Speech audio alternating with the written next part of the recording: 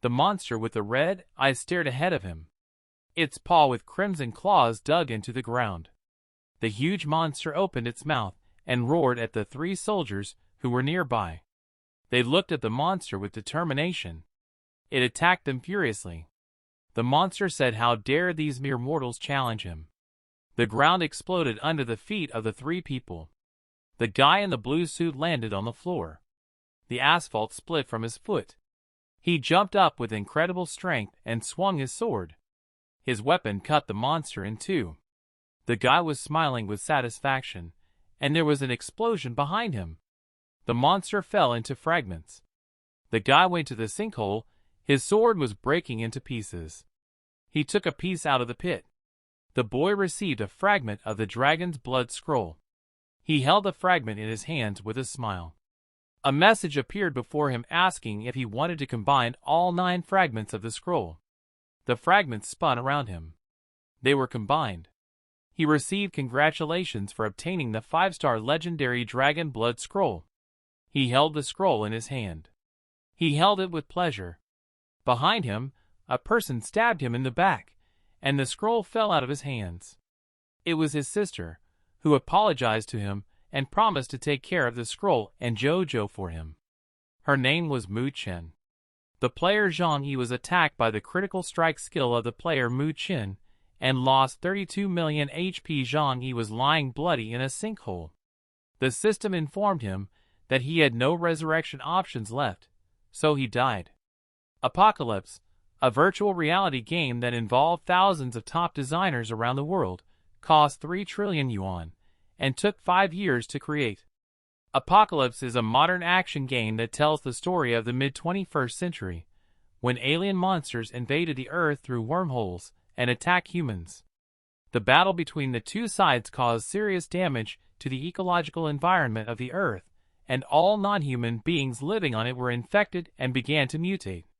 It was impossible to avoid the catastrophe unless you entered the game. All players who do not enter the game will be violently killed by the apocalypse system and become NPCs in the game world. But after the open beta version of the game was launched, all players who entered the game faced one problem. They could not leave the game and were forced to stay with it forever. It scared the players. They were panicking. But one of them had been in the game for 8 years. And just like that, his best friend and lover betrayed him. He could not accept it. His eyes opened. He jumped out of bed and shouted out why Mu Chen and Jojo had betrayed him. The clock read August 28, 2025. The gates of the apocalypse world would be opened in 2 hours and 12 minutes. The voice from the clock asked if the players were ready.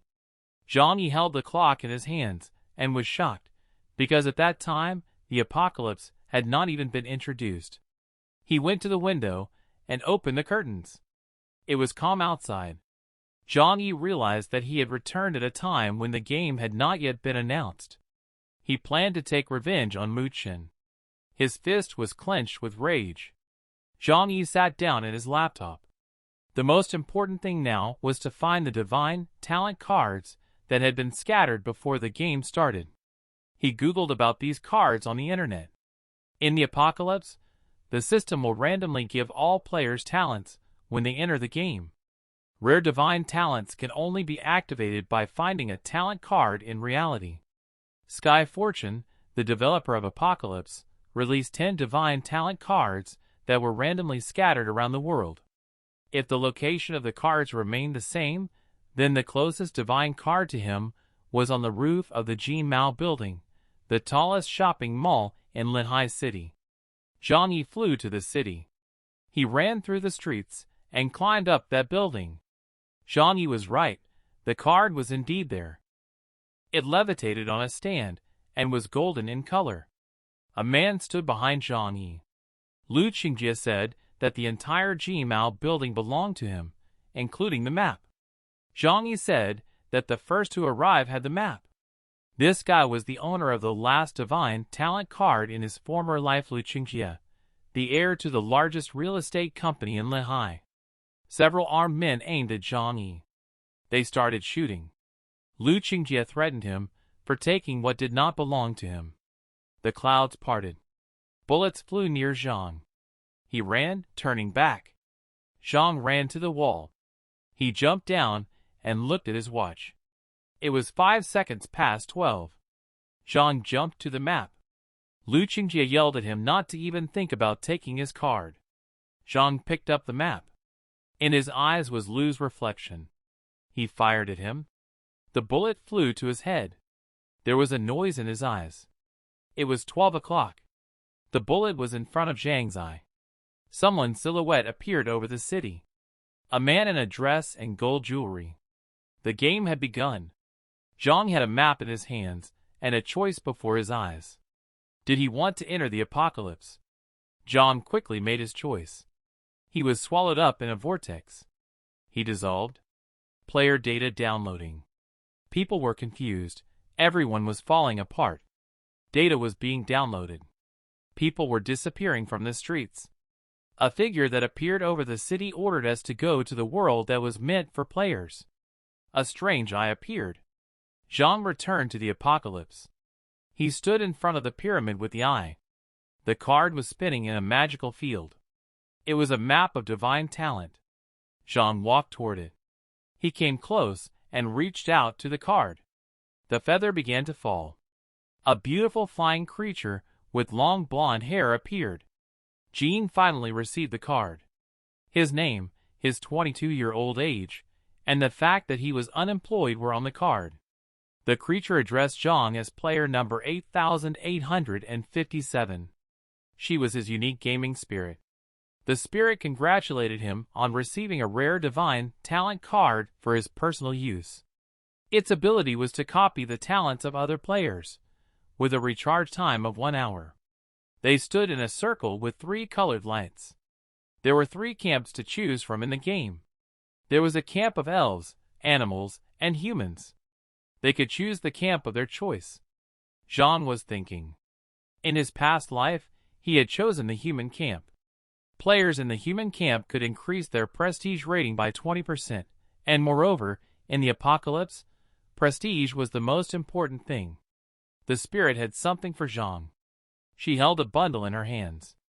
It was a scroll of Drukon blood. Zhang didn't understand how it got there. He scoffed that the item Muchen wanted would still belong to Zhang. The system detected the dragon blood scroll. The hidden dragon camp was open. This piqued Zhang's interest. He stood in front of the gate and came closer. Zhang touched the entrance with his hand. A bright light came on. He moved to the public transportation. Others appeared around Zhang. He walked past them. It was the same beginning as before. The people around him were excited about the game's design. They couldn't wait to kill monsters. There was a haze in the corridor. Zhang was checking his status. He had a unique ability of the dragon race. Each time he made a normal attack or used a skill, there would be a 1/10 chance of summoning a hell dragon, and all enemies within range would receive 150% of the attack power as damage. Even though the chance is quite low, its effect is almost as good as a divine talent card. Now Zhang wanted to familiarize himself with the card. He wanted to copy someone's skill. The sun was shining brightly. There were fragments everywhere. Someone on the bus had said that with him on the team, he could relax. Zhang's hand reached out to that man. He chose him as his target, grabbed him by the shoulder. The bald guy turned to him and asked him with a pretense if Zhang was looking for a fight. He took his hand away from the innocently scratching the back of his head, apologized, and said he was confused. Zhang managed to copy the epic talent of the treasure hunter. This is the ability to find the nearest treasure chests within a radius of 500 meters. The epic level pleased Zhang. A voice came from the speakers, welcoming everyone to the apocalypse. It was a man with glasses in a room with a microphone. He wished everyone to enjoy the game with all their hearts. And in a suspicious voice, he called everyone his warriors. The bald guy walked confidently to the train window. Zhang's hand quickly blocked his path. He stood in front of the man and told him not to act recklessly, because it was very dangerous outside. The bald man shoved Zhang, called him a coward, because it was just a game to him. He crawled through the broken window and told the others that they could continue to hide and watch him. A moment later, he jumped out of the window. The bald man found himself in the mouth of a mutated spider. Player 13,580 was killed by a huge spider. He had no way to revive. The bald man was lying in front of the computer with headphones on, where the monitor said the game was over. Zhang was sitting in front of the monitor, with a frightened boy next to him. The player was dead. Zhang shouted out that this was no longer just a game. If they died in the game, they would die in reality. It was a battle for life. A flock of spiders were approaching the train. The task was survival. They had to find a safe zone and follow the map to find the 886th safe zone in the 8th district called the City of Hope. There, safety was guaranteed. They had 3 hours and 58 minutes. The reward was the possibility of resurrection, and in case of loss, death awaited. People around them panicked. The girl did not know what to do, because they were surrounded by monsters. The man told her that the only thing left to do was to regain consciousness and attack them head-on. Zhang found an object in the luggage compartment. It was an emergency hammer that had been used as a weapon by someone in Car 7 in Zhang's past life. It turned out to be a blue-quality disguised weapon, so the other players were very jealous. The hammer turned into a sword, just as Zhang expected. It was an ice blade of blue quality. It was made of cold and meteorite iron. What's more, Zhang had unleashed his newly acquired talent that there was a treasure box hidden in the wagon. His vision became X-ray, and he saw the box stand out. Zhang bent under the seat and found the box. There was a blue-quality dragon's breath potion in it. Someone flew out of the carriage and threw the spiders away. It was Zhang, who slashed them with his weapon. His weapon made everyone envious. Even with such a weapon around so many monsters, you have to be careful. The spiders were on the alert. Zhang ran away from them. He climbed up the slope. He took out a potion and opened it. Zhang threw this dragon flame at the spiders. It shattered, and the monsters began to burn with bright fire. It raised Zhang's level, gave him 50 copper coins, and gave him the potion of life. Zhang was delighted and wanted to find some more dragon potions. The people in the wagon were shocked by his quick victory. They did not believe him and thought that Zhang was using cheats. Some of them wanted to form a team with him, because they felt that he was not a novice. Zhang was ready to follow the map to the City of Hope. It was already dark. Zhang walked, looking at the map. Someone was running. Zhang heard it. The man ran closer to Zhang and fell to his knees, begging him to save his daughter, who had been captured by monsters. In Zhang's past life, many players had gotten into trouble in the forest, but there were supposed to be many useful things there. That man's face looked like something demonic. Zhang walked through the dark forest. He was looking for the man's daughter. Zhang turned around and did not realize where the man had gone. He decided to keep walking. He felt something strange in the forest. A little girl was standing with a candy and crying. Zhang approached her and offered to help her, because this place was dangerous. A man and a woman appeared on the horizon and thanked Zhang. He did not understand what was happening. She said that Zhang had brought her another prey. Zhang's task was to rescue the girl from the forest and bring her back to the City of Hope. He had 59 minutes, and the reward was Talia's ring. And in case of failure, nothing. Zhang recalled that in his past life, many people had stumbled upon this hidden quest while exploring the dark forest. Many were happy to take on the task because of the reward and experience. Zhang didn't want to miss this opportunity. He accepted the task. The woman's hands turned into paws with claws. She told the girl to freeze and become her dinner. Zhang told the girl in tears not to run anywhere and to wait for him to sort her out and take her to the village. A sword appeared in his hand. He attacked the woman, whose skin was made of steel. She laughed at his physical attacks against her. Zhang continued his attacks, but it was all in vain. The spirit told Zhang that he was facing a magical spider, a 20th rank boss. She explained that it was better to abandon the task now, because he did not have enough skills to win. Zhang did not want to run away. The spirit hoped he would do the right thing. He refused and angrily went on the attack. As he ran toward the giant spider, he remembered the video about there being a hidden box nearby. There might be a book with a skill that would help him win. Zhang activated the treasure hunter skill. He saw the box. Zhang dodged the spider and slipped past her legs. She realized that she was not the target of his attack. Zhang reached the box and opened it. The spider turned around, and giant spiders attacked. Zhang received a blue item, the same skill book. Row of lightning. The spiders were approaching Zhang while he was taking out the book.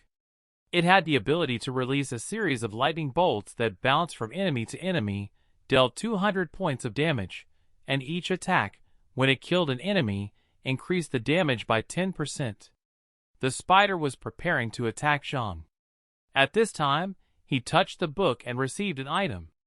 Immediately, lightning flew from his hands. Light flew at the spider. Zhang attacked it with his skill and defeated all the enemies. Zhang rejoiced at the reward he received in the form of an epic weapon called the Poison Dagger. It was impregnated with spider venom and could hit an enemy for 20 points of damage. Zhang took the girl's hand and led her home. She thanked him. The beautiful city of Hope was on their horizon. They walked across the bridge past people. One guy behind them asked his boss if he was the one who had stolen his divine talent card. Lu Qingjie got angry and ordered the others to keep an eye on Zhang. There were many calm people in the city of Hope. Among them was Zhang and a girl. She thanked her brother for bringing her home. Zhang received Talia's ring, which increased his luck by 55 points. Zhang held the object in his hands. In the apocalypse, luck is a rare attribute. The better the player's luck, the better the reward for the task. Zhang turned to the noise. The man at the anvil was shouting that he would improve the item for money. There were many people around him. Zhang suspected him of cheating. He didn't understand how the chance of a successful improvement could be so high. It was explained to him that the guy had a talent for forging and refining. He surprised him by forging a strong weapon. Zhang was interested. He touched the blacksmith's hand and copied the epic talent. Now the chance of successfully upgrading his equipment was increased by 50%. Zhang stood next to the forge and held a poison dagger in his hands. He was able to upgrade it to the 15th level. Everyone was shocked, but Zhang was happy, because now he didn't have to worry about upgrading his equipment in the future, and he had a good business opportunity on top of that. Everyone was looking at the epic weapon of the 15th level. People were discussing him and wondering where he could have come from. Zhang began to sweat and breathe heavily. His stamina was very low.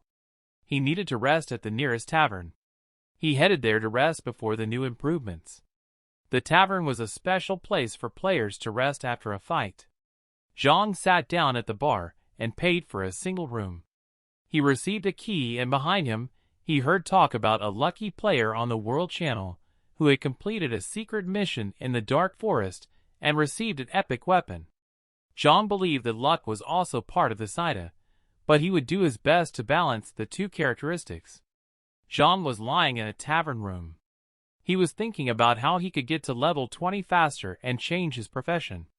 After a player reached level 20, he could change his profession to one of 7 classes.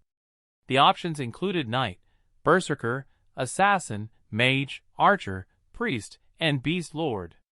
Zhang couldn't wait to get back at Muchen for his betrayal. The sun came up. The boy was walking through the forest. He looked to the side. He said to stop hiding and come out. It was the same Lu Qingjie. He came out and told Zhang that he had been lucky the last time, but it was not certain that he would be able to do it again. There was a whole camp of people behind Zhang. They were looking at each other, and meanwhile, the computer's force mode was imposed, and all the players turned red. Zhang confidently decided to use a series of lightning bolts on those bullies, but nothing worked. A sign appeared above Zhang. He didn't understand what was happening and thought that he was under a silence that prevented him from using his skills. Lu Qingjie said that Zhang would not be able to use the skills for 2 minutes, so he asked him to accept his fate. Zhang was hit in the face with the first punch, but he stood there as if nothing had happened. Those guys were shocked that Zhang was not taking damage. His equipment was strong, so the strength of those people was not enough. The man whose card had been stolen called his henchmen losers and went to work himself. Zhang knew that the man's weapon was blue rare and upgraded to the 15th level. Lu Qingjie shot an arrow at Zhang. It was a meteor shower of arrows. They hit, but Zhang remained unharmed. The total number of arrows was more than 100, so Zhang decided to do something. He summoned a hell dragon. A huge dragon appeared over the enemies, who decided to run away. Zhang pointed his hand at them and summoned the flames of the hell dragon. He began to breathe the flames at the enemies, who were trying to run away. Everything stopped. The players disappeared, and so did the dragon. On the floor was a bow that Zhang had picked up. He had gotten the 20th level and equipment thanks to that guy. Zhang now had a level 15 silver moon bow. Its arrows split into hundreds of particles and fell like meteors from the sky. Zhang was congratulated by the system on his 20th level. He needed to go to the main city and find a career change officer so that Zhang could begin the test. The guys who had attacked Zhang were resurrected in the Fountain of Rebirth, because players who had a chance to be reborn appeared there. Zhang approached them and thanked them for their weapons. Lu Qingjie was furious and threatened Zhang, who was already walking away from him. Zhang wished him good luck with that. He was walking through the city, illuminated by the setting sun. Zhang approached a career change officer. He said he wanted to change his profession. The officer stretched out his hand and opened the dungeon. Zhang entered the red teleporter. He found himself in a huge palace. The profession of the patron saint of animals was not popular. Zhang stood next to a man in a robe. He had a bird on his shoulder. Zhang thought that even though patrons could make animals do all the dirty work, it did not negate the difficulty of raising them. Zhang did not want to choose this profession. The reason was that when raising animals, all the resources received are shared between the human and the animal. The resources of the apocalypse are very rare, so in the future, due to a lack of resources, patrons simply will not be able to develop, which makes them the weakest profession. The suitable professions for the dragon race were knights and animal patrons. Knights seemed like a good choice for him. But with his strong start, he became weaker in the later stages of the game. In Zhang's past life, players died because of this. But the patron saint of beasts was unique.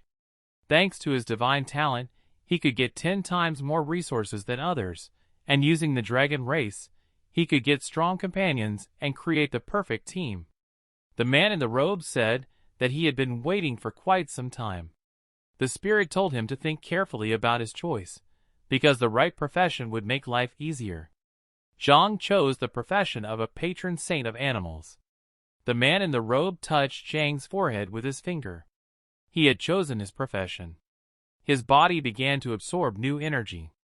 People were walking in the Square of Hope. A stranger congratulated Zhang on his successful choice. 2 guys passed by Zhang and discussed their bad experience in the City of Dead Spirits. Zhang heard this and remembered that it was his first dungeon. With the experience of his former life and a properly assembled team, killing the boss would not be a problem for him. The people nearby shouted that they were looking for players in Dead Spirit City who had reached level 20 and changed professions. They had 2 seats available. A girl in a robe approached them and asked to join their team. They gladly accepted her. Zhang ran up and asked to join them as well. The man was thinking that since he was a patron saint of animals who had just changed his profession, he was probably just an ordinary magician with no skills. But they still needed one more person, so he decided to take Zhang to the team. They were walking through the city of dead spirits. It was drizzling. The commander turned to Zhang and asked if he had watched the news on the World Channel. It said that the patron saint of beasts had the least damage of all. Zhang said that he had made this choice because he liked to raise animals.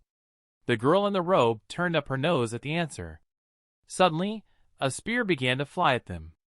It landed at the feet of the team. The commander warned everyone that the enemies were coming. They were followed by crypts. They were armed. The commander smashed the bones of one skeleton. He gave the order that he was leaving the ranged monsters to the others. The new girl took up a weapon. She used a fireball. She crushed several enemies with it. A skeleton came up behind her and put a knife to her throat. Zhang entered the fray. Zhang summoned a flock of crows. This is a basic skill of the patron saint of beasts. He used it to summon deadly crows to distract his opponent and deal 50 magic damage. Zhang stood back while his crows distracted the skeletons. The new girl thanked Zhang. He grabbed her hand. They began to run away. Zhang said that these monsters would soon be reborn, so they had to go faster. The team finished the fight and continued to move forward. Everyone reached the castle. The boss was inside. Their tactic was for the knight to charge the boss and take the hit, while the others would deal damage from the back and dodge the boss's magic effect radius in the second stage. The commander asked how Zhang knew all this. He thought the guy had already been there. But Zhang joked that it was just experience in online games. The team members noticed an item of epic rarity. The commander was surprised that an ordinary beginner could have a level 15 poison dagger and such knowledge of dungeons. He was sure that Zhang was lying. The commander realized that he had a lot of good stuff, and this time, they would make a big profit. Zhang entered the castle. The team followed him in. Zhang asked everyone to stay close together. The trio smiled demonically. The door closed from the outside. Zhang and the new girl remained in the castle. They shouted from behind the door that they would be back soon. The girl angrily yelled at them that they were on the same team. Zhang realized that they were in the wrong company, which wanted to take all the experience and reward for themselves after the boss dealt with them. The boss showed up. An ice crystal flew at the pair. Zhang grabbed the girl's hand and covered her. She thanked him for saving her again.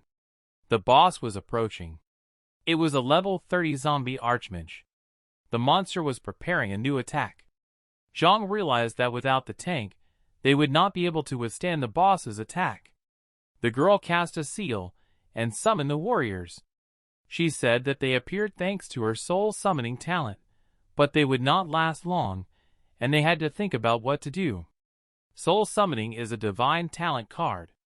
She summoned the dead creatures that were fighting on their side.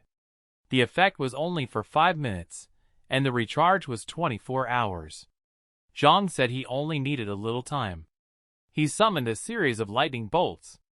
The guy knew his boss's weakness, so he asked the girl not to worry. She was preparing to cover Zhang during his attack. The girl sprouted a multiple fireball. On the other side of the archmage's neck was a gem that was the source of his energy, but also his weakness. Zhang summoned a flock of crows. The archmage was distracted. Zhang approached him and hit the stone around the monster's neck. The monster's head fell off. Zhang landed on the floor. They defeated the archmage, and Zhang reached the 25th level. He received a staff of scattered light of epic rarity. His skill was called Ice Wind Scream. It formed a blizzard that froze the opponent within 100 meters for 5 sekundas and dealt 500 magic damage. The recharge time was 1 hour. They both rejoiced at this lucky drop with a 2% chance. Zhang handed the staff to his partner. The girl was surprised. He said that it was a weapon for mages, which is necessary for the patron saint of beasts.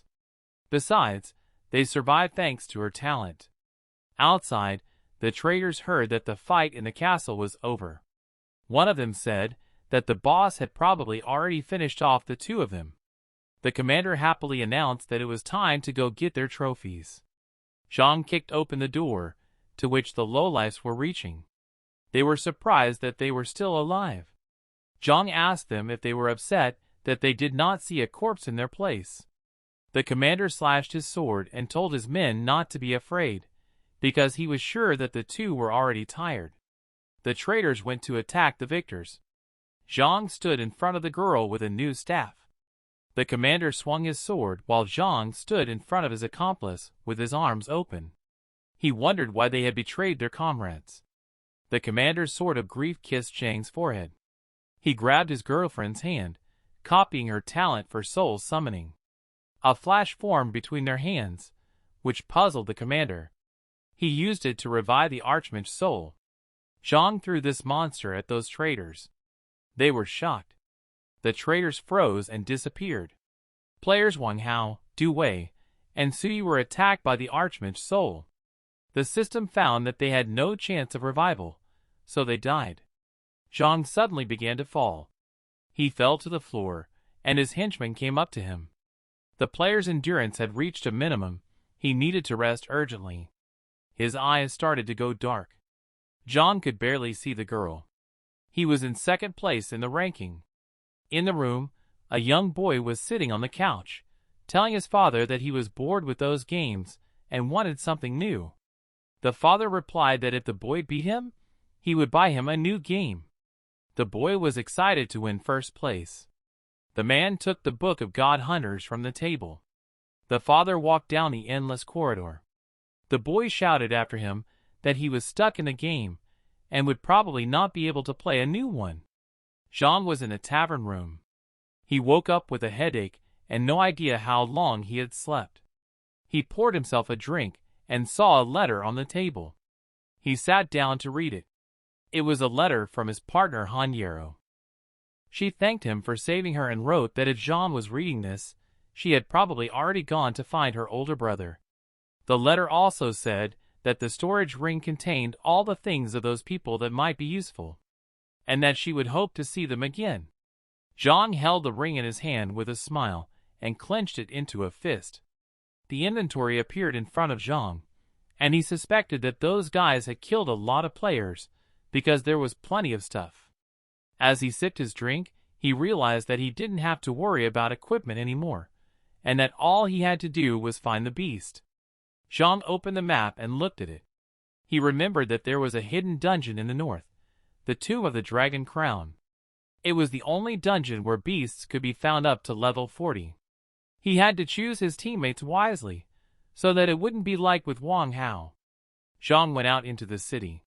He thought about how difficult it was to find reliable players. Zhang saw players calling for players to join the guild. Zhang realized that this was what he needed. In his past life, he immediately teamed up with Mu Chen and forgot that the guild was the best option for recruiting players. He reached the guild ministry. Inside, he was greeted by a guild manager who gladly offered to help. Zhang said he would like to start a guild. She opened a book and told Zhang to choose a name. He thought that the creator of the game was a deity, and the players were people who challenged the god. Zhang chose the name of the guild, Hunting the Gods. The manager congratulated him on creating the guild and said that he could now invite players to join. The guild level was first, with 1 member. Zhang was already thinking that he would have to hand out leaflets on the street, but he realized that this method was too random. Zhang wanted to go to a place where there would be many experts. He remembered that after the survival mission, the first competition was about to start, and this was the place where there would be many experts. To welcome the arrival of the players, the City of Hope was holding the first one-on-one dueling competition, in which all players who had changed their profession could participate. The winner would receive 100 gold and 1 rare skill. Zhang accepted this mission. He loaded up for the match. There were plenty of people there. An outrageous host welcomed everyone to the first dueling competition. The heavenly arena was a paradise for true fighters. Many players gathered in the arena. Zhang realized that he had been sleeping for quite a while, because many had reached level 30, and he was still at level 25. He wanted to level up as soon as possible. The duel began. The assassin successfully fought the magician, who was not even moving thanks to his equipment. Everyone around him was cheering.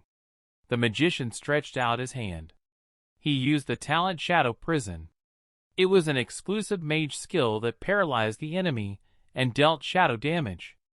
The duration of the paralysis and damage depended on the skill level, which was the first level of that player. The assassin was curious how much money the magician needed to give up. He offered him a bribe after the competition. The magician stood there scoffing at the offer. The magician remembered himself in the past, when his company went bankrupt. Back then, he could have used the million the assassin was offering him. He was depressed then. He was sitting on the couch amidst bottles of beer and looking at a child's drawing. He was thinking about his wife and daughter. At that time, he was forced to enter the apocalypse. But now, he was never ready to give up. There was no room for failure or defeat in his new life. The player Wu Qi defeated the player Zhang Ning and advanced to the next round. Ming shouted to everyone to watch out. He was very impressed with Zhang. The next opponent was Duan Feng.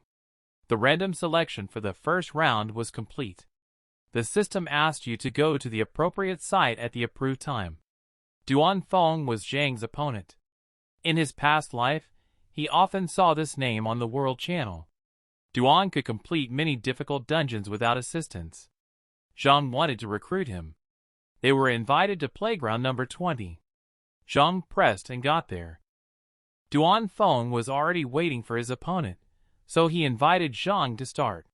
He was a knight at the 35th level. This worried Zhang a bit, who thought his opponent was some kind of maniac. The duel began. Zhang had 2,000 health, Duan had 2,500.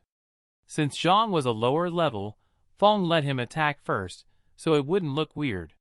He urged him to start the attack. Zhang told him to go down to the ground, because the winner and the loser were still unknown. He used the summoning of a flock of crows. Duan took out his weapon and expressed respect for his opponent for his confidence. He used the sword guard. It was an exclusive knight skill that summoned multiple sword spirits. Each of them can withstand 500 damage and has the ability to reflect. The number of swords increased with leveling up. The player Zhang Yi was hit by the skill's reflected damage and suffered -200 health. The fact that Duan said to strike first turned out to be a trap. He mockingly asked Zhang if he was afraid to fight. Zhang thought that if he wanted to hurt him, he would have to break through 4 sword souls, each of which could take 500 points of damage. This meant that he had to take 2,000 reflected damage. But that was all of his health. Duan continued the attack and said that hesitation only gives the opponent the opportunity to kill. Zhang was thinking about how to get rid of the enemy's swords. He remembered the updated inventory with the zombie armor. It allowed him not to die when he received a fatal blow and restored 10% of his health. The recharge time was 24 hours. Zhang used the armor and relied on it alone. He used a series of lightning bolts. Duan mocked that Zhang would die before he could even hit him. He waved his sword and said it was over. The armor worked. Player Zhang Yi used the zombie armor skill. Duan was shocked that Zhang Yi didn't die from the reflected blow. Duan Feng's player received a critical hit from Zhang's poison dagger and was -2,500 health. Zhang said that he was right, because it was really the end. Zhang Yi defeated player Duan Feng and successfully advanced to the next round. He shook hands with his opponent and explained the reason for his victory. Zhang invited him to join his guild, getting Duan interested in dungeons. He got up and realized that he had made a mistake when he underestimated his opponent's chili. He asked for some time to think about the offer to join the guild. The host congratulated those who passed the first round and offered to watch the next round on the global channel. Zhang's former henchman Han Yiru appeared on the stage. The audience was talking about her and her good skills. They exchanged a few words with the opponent and began the battle. In the heavenly arena, everyone was rushing to watch the battle for the title of the strongest magician. Zhang thought about recruiting that magician. Duan said that he was going to practice for a while, and asked him to write to the guild chat if he needed help. Zhang agreed to go with that insensitive grind machine. He received a notification about the guild's newest addition. Duan was hoping for a notification that Zhang Yi had become a champion, so that he wouldn't feel like he lost for nothing. Zhang was happy to have such pressure from the teammates. He went to see the strongest players. Zhang walked into the crowd, and was surprised to see Han Yuru, and that braggart Wu Qi in the arena. The girl was standing with a staff. The battle began. The first attack was an icy wind. Wu Qi said that the staff would soon be his. She told him to speak only if he survived. She launched a level 4 meteor shower. Wangyan meteors flew at the icy Wu Qi. Each of them could deal 500 units of fire damage, and the number of meteors increased with each level. The audience began to get frustrated with Wu Qi and marveled at Han Yuru's strength. Zhang had a bad feeling, despite the fact that at first glance, Han Yuru had won. Wu Qi looked too happy. The meteors were landing. A strong wind blew. Wu Qi disappeared, and a whirlwind rose in the arena. No one understood where Wu Qi had disappeared to. Zhang had never seen such a skill, and did not understand what had happened to Han Yuru. Wu Qi was holding a staff. Han Yuru was lying on the floor. Wu Qi said that if it weren't for him, she would have easily reached the final. The players around them felt sorry for Han Yuru. Zhang approached her, and she apologized for not protecting his gift.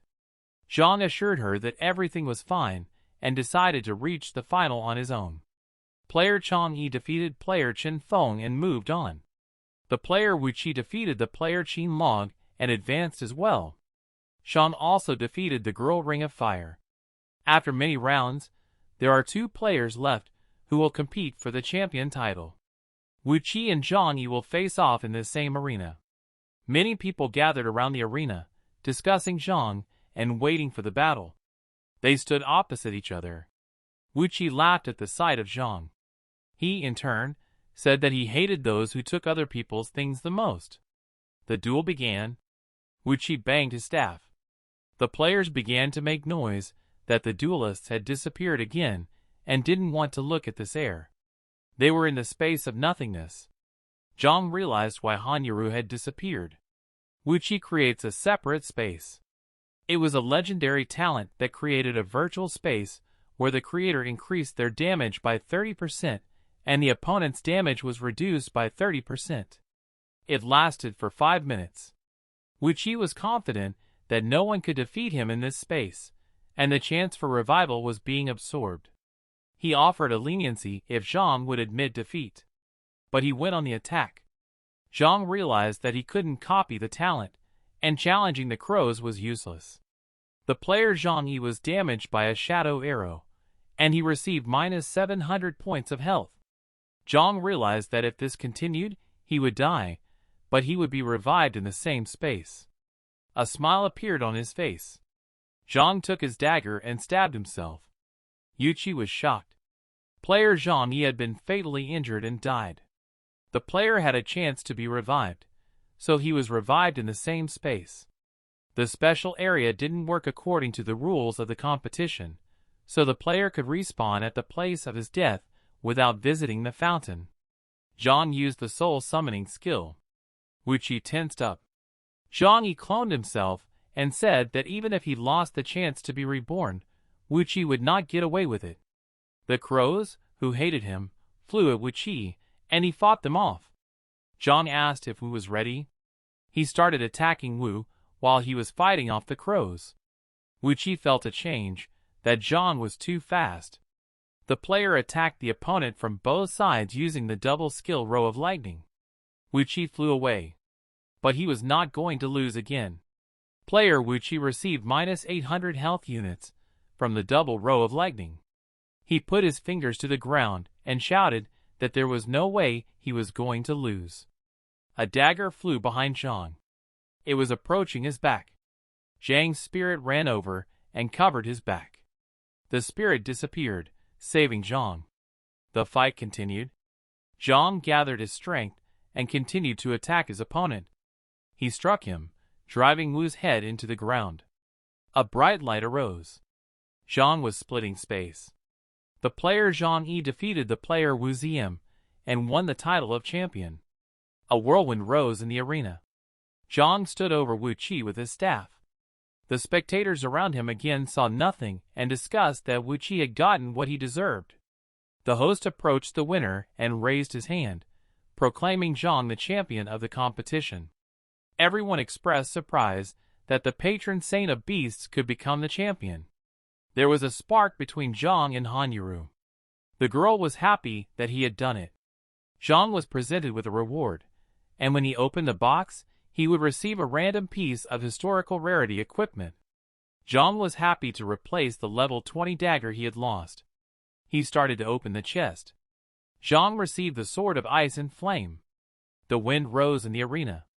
Zhang held the new weapons in his hands. He thought that he had used the chance to be reborn for a good reason. Zhang told the defeated Wu Qi not to think of doing anything just because they were in the game. He also advised him to become more decent. Zhang was holding a staff in his hand. He left the arena, where he was met by other players who wanted to be friends with him. Among them was Han. Zhang returned the staff to her and asked her about her brother, whom she wanted to find. She smiled and agreed. Han Yuru joined the guild. Zhang was surprised to see a ton of applications to join his guild. Zhang took Han's hand. They ran away from the crowd of players who wanted to join the guild. The two ran to the square in the City of Hope. They took a breather. There had never been so many people running after them. Zhang realized that the guild seats weren't rubber, and that they needed to add players wisely. They lacked a hitter, although with Duan Feng and Han Yuru, they could pass the Dragon Crown tomb. There were 10 spots available in the first level guild, and each level increased the limit by 5. Zhang glanced to the side. He immediately came to Han's defense when he saw a player on the horizon. Zhang menacingly asked who he was and what he wanted. Han was surprised. She knew it was Qin Long and asked him what he was doing here and where her older brother was. Qin Long bowed and said that he had decided to follow Han when he saw her. He explained that her brother was busy with something important and left Qin to protect Han. She explained to Zhang that the player was a friend of her older brother. Zhang calmed down and told Qin about their plans to go to the tomb. He agreed to go with him. At the entrance to the Dragon Crown tomb, Duan Feng was standing there, praising Zhang's progress in such a short period of time. Zhang noticed Duan's good mood. They decided to go to the dungeon together. There were people hiding behind the rocks who were watching the team and wanted to inform their boss and pull people to the entrance of the dungeon. The team walked along the corridor. Han Yuru was fascinated by the statues that stood along the way and looked as if they were real. She looked at a statue. Its eyes began to glow and dirt fell off its armor. Han jumped back. Zhang warned that these were the main monsters of Danju. He ordered Duan to be the tank and the others to cover him. The team had to stay close to each other. The fight began. The monster swung his sword. Duan confidently assured that these metal ones would not be enough to kill him. He took up his weapon. Feng repelled the monster's attack. With flames in his eyes, he wished his opponent dead and attacked him. Other team members fought off other monsters, covering Duan. A level 35 Dragon Blood Knight appeared on the horizon. He was on a horse and carrying a sword. He glanced at the players, pulled on his harness, and rode toward them. Duan looked up when he saw the knight. Qin Long saved Duan by using the sword defense skill. Duan took out his weapon and began to use the skill. The second level sword vortex. It was an exclusive knight skill that caused a whirlwind that dealt 3,000 physical damage to everyone within a radius. The knight and his horse flew up. The knight was awakening Lord Shigyur. Meanwhile, on the Tower of Eternity, the master and the secretary were talking. He was watching the team fight. The secretary noticed that he was clearly interested in Zhang. The master confirmed and said that Zhang reminded him of an old friend of his who was already dead. He recalled how he had thrown him off a cliff. Out of curiosity, the master raised the difficulty for them. The greedy dragon Shigura swallowed the power of his dead subordinates and became a second-ranked dragon. This surprised Zhang. But it meant that the monster egg that would fall out of the boss would be better. The player's health would decrease at a critical rate because of its flames. Qin said that at this rate, they would all die. Zhang ordered them to split up, run as far as possible, and do everything they could to avoid being attacked by the dragon. He told Duan to use the defense of the sword. The knight raised his sword. The attack continued. The team dodged the dragon. But the sword's defense could not withstand such a huge damage. Duan said that in the next fire breath of the dragon, the shield would not hold. Zhang said to leave it to him. The dragon flew away, its breath running out. Zhang ordered Qin Long to shoot arrows at the dragon's weak point, its eyes. Qin used a 4th level skill. The soporific arrow was an archer's exclusive skill. It fired an arrow with a sleeping pill that silenced the target for 4 seconds. The first arrow hit the dragon. The target fell. There was time to attack the dragon together, when it was in a weakened position that could take 100% more damage. The team prepared to attack. Han used the Ice Wind Scream. Zhang changed his attribute and struck with his new dragon sword. The fight was over. The team killed the second-ranked greedy crown dragon, Shiguri. A greed breastplate, a greed sword, and greed daggers, and an egg fell out of it. Zhang was excited about this loot. The team was ready to take a closer look at the reward. Zhang told them to take all the equipment, because he only wanted the egg. Other players burst into the dungeon. They were going to kill Zhang. Qin flew up to cover him. He took the hit for him. Zhang was touched by this sacrifice for him. Qin Long said that it was his duty to save Han Yero. He said he had a chance of resurrection, so he would wait for them in the city and ask Zhang to protect Han. The trio asked what they wanted from him. It was Wu Qi again, who came out and reminded them that he had promised revenge. That day had come. Duan was already pulling out his weapon. Zhang was shocked to see him again and asked him not to help him. He wanted to pay him back personally. Zhang cut his hand. His blood flowed to the ground. The egg bled and summoned a dragon. It was a rare beast of the apocalypse. Zhang wanted to make a contract with it. He joined his hand and the dragon's paw. A little dragon hatched from the egg. It amazed the trio with its grace. The rivals were also frozen by the sweetness of the dragon. Wu Qi and the others laughed at the baby and said that they could crush it with their hands. The little dragon was angry. Wu continued to laugh at him. The beast blew fire from its mouth at the players. Their health instantly dropped to 0. The dragon burned the bullies. The survivor could not understand how he had inflicted so much damage. The opponents disappeared from the dungeon. Zhang approached the dragon. He put it on his shoulder and suggested that the others return. Han was furious at the situation. Zhang remembered the symbols on their equipment. He suspected that they were people from another camp or race, but he didn't understand what they had forgotten in the dungeons. Zhang continued to wonder what the sign could mean. They reached the evening city. Qin Long stood waving to them. When he saw the dragon, he melted. He reached out to the baby, but it got angry and blew fire. The monster had a rather complicated character. Due to the fact that the players of Zone 886 killed the greedy crown dragon, Shiguru, in a secret dungeon, the world boss, the Golden Skeleton King, will appear in the City of Hope earlier. Players were warned to get ready. This surprised Zhang, because it had never happened in his previous life. A green hurricane blew up in the sky. The dragon hid in Zhang's costume in fear. Han appreciated this spectacular appearance and wondered how strong the king was. Zhang realized that he was very strong. He remembered how in his past life he had destroyed half of the City of Hope alone, killing 60% of the players. But the new City of the Apocalypse will open only after killing the Golden Skeleton King. And there, Zhang will be able to find Mu Chen. A player brought 2 eggs to another. One did not understand why one more was missing. It appeared to him that in the 886th zone they had met the patron saint of beasts, who had killed a dragon before them and made a contract. This surprised the man, and he let the boy who brought the eggs go. The man closed the door. In his room, there were many dragon eggs. The world boss Golden Skeleton King has arrived. The system asked players to defend the City of Hope. He apologized to Shigeru and promised to avenge him. The king's crown flew up. There was an explosion. The skeletons were on the attack. All the players were shocked that a level 50 boss had gotten to them so early. Some were glad that he could drop good equipment, and some hated those who brought the boss to the city.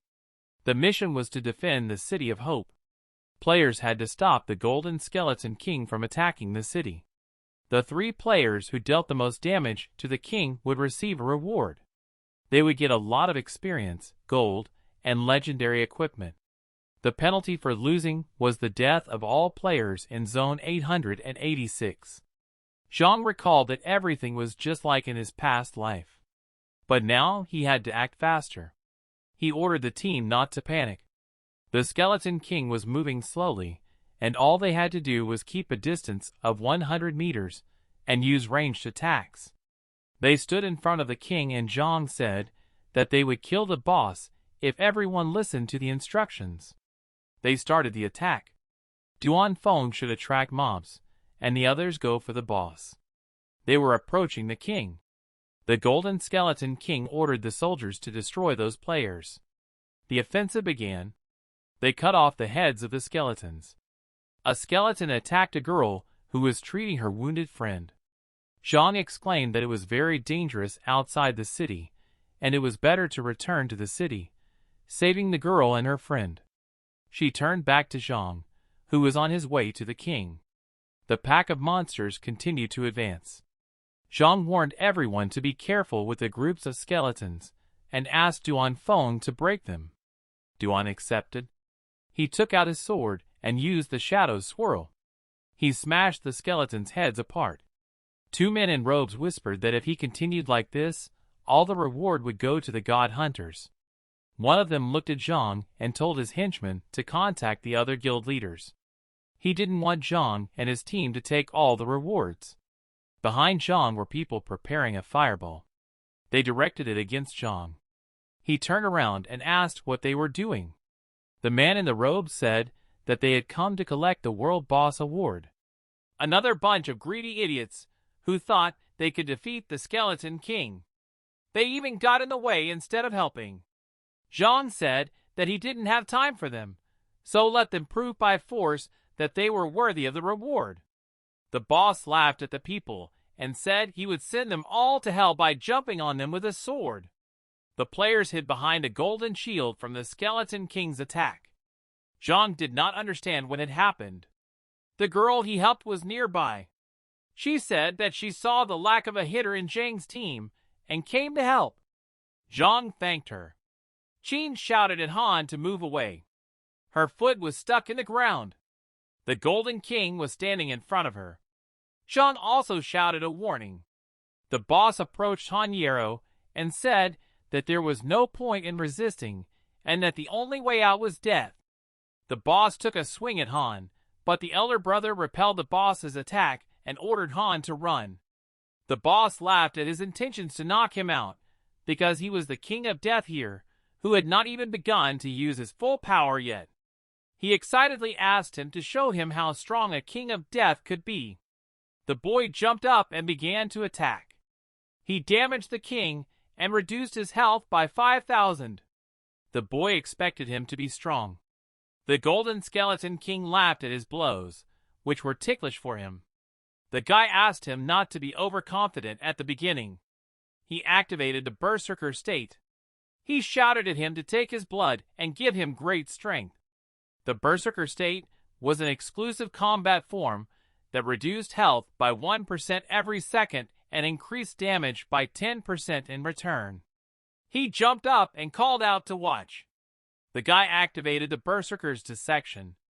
The boss's health was reduced by 1,000 to 3.5.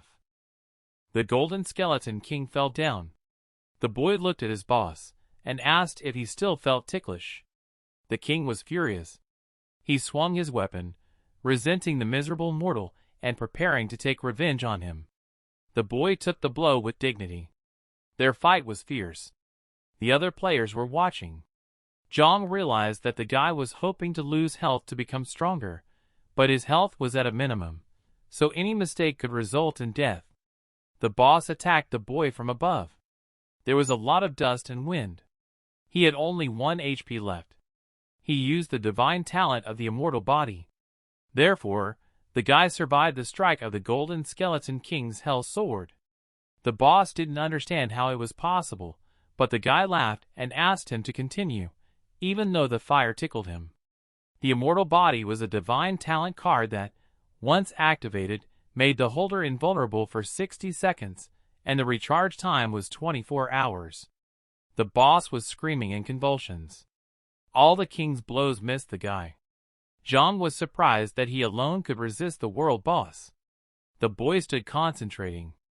The skeleton sword was approaching the boy, but he easily stopped it, and he continued his turn of attacks. He flew towards the boss with an incredible thirst for victory. The guy took down an incredible amount of health units of the boss, who now had no head. He deactivated the berserker state. The sun was setting behind the slope. The guy was holding a level 40 zombie ring of legendary rarity, which increased his stats by 10 points. And the skill offered was the power of death, which helped to increase the ring's attribute by 50% after each kill of the player. Zhang thought that such equipment in the wrong hands could cause a lot of trouble. He approached the guy who helped them and thanked him. But he said he only helped for Haryero's sake. Zhang turned to the girl. Han ran to her brother and fell into his arms, asking him where he had been. Zhang was shocked that it was the same older brother. The boy calmed his sister down and gave her a ring to the zombie. Haryeru was smiling. The system gave a notification that the players of Zone 886 had successfully defended the City of Hope from the attack of the world boss Golden Skeleton King. This opened up a new city for them, the Demon Tower. The brother invited everyone to take their rewards and said it was time to leave this place. The girl took the golden belt. Duan took the golden soul armor, and Qin chose the golden zombie bow. Han took the golden cloak. And Zhang had level 40 golden boots that increased all characteristics by 5 points. They gave the golden speed skill, which increased speed by 100% and lasted for 20 seconds, and the recharge time took 3 minutes. He really liked the reward. And now, after opening the city, Zhang was one step closer to Muchen. They entered the Demon Tower city. The city was sinking. The team compared the City of Hope and the new city like heaven and earth. The Demon Tower looked like something not easy and scary. There were 100 floors in the Demon Tower, and only those who could pass them would be able to reach the Ion Tower. In his past life, Zhang could only go through 50 floors. The monsters in the Demon Tower were very dangerous, but the reward was worth it. And the higher the floor, the better the reward. They looked at Ion with curiosity. On the top floor of Ion, there was a man standing next to a panoramic window. With a serious face, he said that the real game would begin right now. Next to them walked a team of men who were hurrying to the Demon Tower, which was to close in a few hours. Zhang invited everyone to walk up a few floors. Coincidentally, they were in an open tower that opens its doors once every 7 days. Zhang, with a dragon on his shoulder, hugged his brother Han and suggested that they go see the tower together. This was the moment when he copied the divine talent of the immortal body. They walked along the path and discussed the tower. It was a single dungeon. They had to split up for the duration of the dungeon, so they agreed to meet at the entrance later. Duan Feng went first. As soon as he found a place to fight and level up, he left. The team prepared to go in as well. On the first level, Han fought a slug and successfully passed it. On the third floor, they fought a werewolf, which was also successful for everyone. Zheng killed a boar and passed the 5th floor. He received the boots and gloves of a wild boar. Zhang also reached the 40th level. He felt the ease of passing the floors. On the 7th floor, Zhang found the monsters too easy, and he threw them into 1 and 2. Another monster came out of a dark archway. He did not realize what mediocrity had touched him during his lunch break. It was a 55th level sun warrior of the demon race. The spirit explained to Zhang that he was the commander who led the demons during the invasion of the city. And after the failed invasion, he was locked in a demon tower. Zhang had 3 minutes. He stood in front of his son, a warrior, and was shocked because he was the boss of the 15th floor. The battle began. The monster was clearly unhappy that he had missed his lunch because of the boy. Zhang used the demon dragon's breath and set fire to the warrior, who didn't feel the fire. Zhang realized that it was better not to mess with this boss for now.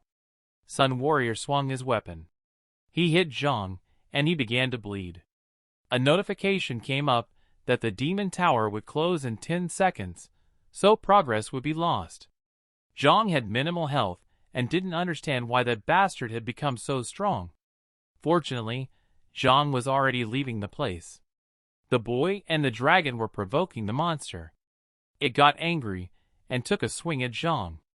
Time was running out. The warrior sun struck, but did not have time. Zhang promised him to come back in a week and crush the warrior sun into dust. Zhang and the dragon appeared in the city.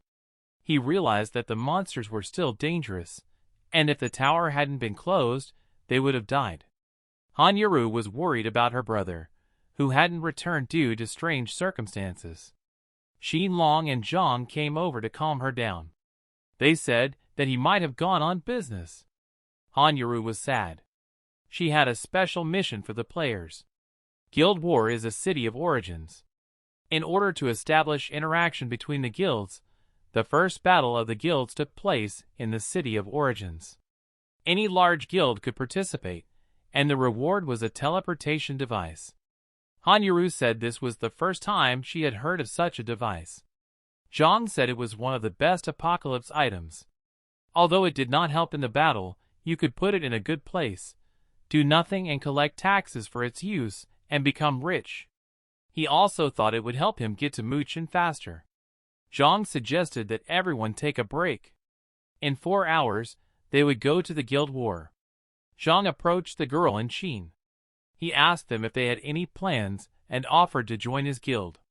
The girl happily agreed, and Qin said that he had to protect Han, so he was joining as well. Zhang and the dragon said goodbye to them.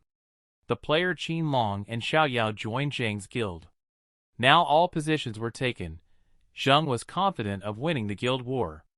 On the 8th floor of the demon tower was Hannah's brother. He didn't understand why he was still there if the countdown had long since ended. He saw someone in the darkness and told the stranger to come out. A masked man with a sword in his hand came out and told him that he had better not come. In the demon tower, a man burning with green flame said that anyone who entered the floor would never leave. The player asked who the man was, an NPC or a player. He launched an attack and said that both options were wrong and that no answer would help him. The player activated the immortal body. The opponent swung his weapon at the guy. The sword was already next to his face. The weapon passed him by. The player stabbed his two-handed sword into the ground. The opponent looked at the boy. He realized that it was a divine talent and stopped. The player asked him why he stopped, and he explained that the player could think he had passed the test. He thought the fight would not be interesting, but he asked him to swear that he would not tell anyone and let him go. In addition, he was ready to tell the secret of the apocalypse. The player was interested. The man put his hand on the shoulder of the Khan brother. He told him that a deadly catastrophe would soon occur, but that it could be avoided. The man did not explain what to do, saying that he would have to find out the rest on his own, and said goodbye. The player asked how to get out. The man replied that he would be able to get out in 7 days, when the tower would open. The man slowly disappeared into the thicket. The player suspected that the disaster might have something to do with the fact that the man stopped when he saw the divine talent. But he also questioned his words. Monstrous armored cars were lurking in the skyscrapers. Zhang said with a smile that everyone was able to have a good rest. But he asked the team to push themselves. Duan was on the alert. They entered the city of origins. Hang gliders were flying in the gray sky. Players who died here did not lose the chance to be revived or equipped. They only lost 20% of the crystals they managed to get there. The event lasted for 4 hours, and the best guild would be judged by the number of crystals collected. The crystals had a fixed position and were often guarded by bosses. The team was assembled. Zhang suggested discussing strategy. He realized that they were outnumbered, so they had to split up to capture more points. And if someone attacked a point, they could defend it together. Zhang boldly gave the start command. Everyone immediately split up and ran in different directions from Zhang. Han Yuru used her staff. Xiao Yao used her skill. Qin and Duan also fought with dignity. The mechanical boss's head flew off thanks to Zhang. The team had captured the 3rd-level water crystal mine. The mechanical dog was no longer guarding the crystal mine. The system issued a guild ranking. The first were the despicable heroes, 20 of them, and 10,600 crystals. The second were the god hunters, 5 of them and 5,000 crystals. The third was the Gate of Promises, 10 in number and 4,600 crystals. Zhang realized that he would have to take over other people's mines to get a higher level. Han Yuru was guarding the mine. There were 5 members of the 3rd-rank Promise Gate Guild on the horizon. Xiao's leader, Fei Ming, noticed that the Hunters Guild was small, and each mine was weakly defended. Zhao decided that they could easily take their mines if they attacked at the same time. So they launched an attack. Where they came, there was no room for outsiders. They used the call of the roots. Roots began to seep out of the ground, embracing Han's body and immobilizing her arms. She was confused, asking them to let her go until her friends came to help them. Zhao laughed at her confidence. They decided to kill her. Han wriggled out of the roots in all directions. Zhao fought another boss, swinging his weapon. He saw a danger alert. Zhang realized that Han was under attack. There was a boss behind him. He started attacking from behind. Zhang felt something happening behind him. The monster spat flames at him. Zhang used the golden boots. He left Xiao Hei the dragon in charge. He ran to help. His boots helped him increase his speed by 100%. Zhang mentally reassured Han that he would be there soon. The guild leader Zhao held a knife to Han's frightened neck and said how sorry he was to have to hurt such a beautiful woman. He mocked that her friends hadn't shown up yet. Zhao turned around. He ordered all his teammates to hold Zhang, who had come running to help. They immediately flew away from Zhang's speed. He stood in front of Zhao. They exchanged claims with each other. Roots began to grow out of the ground. Zhao intimidated the player and asked him to prepare for death. Zhang cut the roots. Xiao was scared, and Zhang ran up to him and said that the leader was destined to die by his sword. Zhang finished his job and killed Zhao Fei Ming's player, for which he received 500 crystals. He put down his weapon and approached Han. He asked how she was feeling, and she thanked Zhang. Someone nearby clapped their hands at this romantic story with a hero and a princess.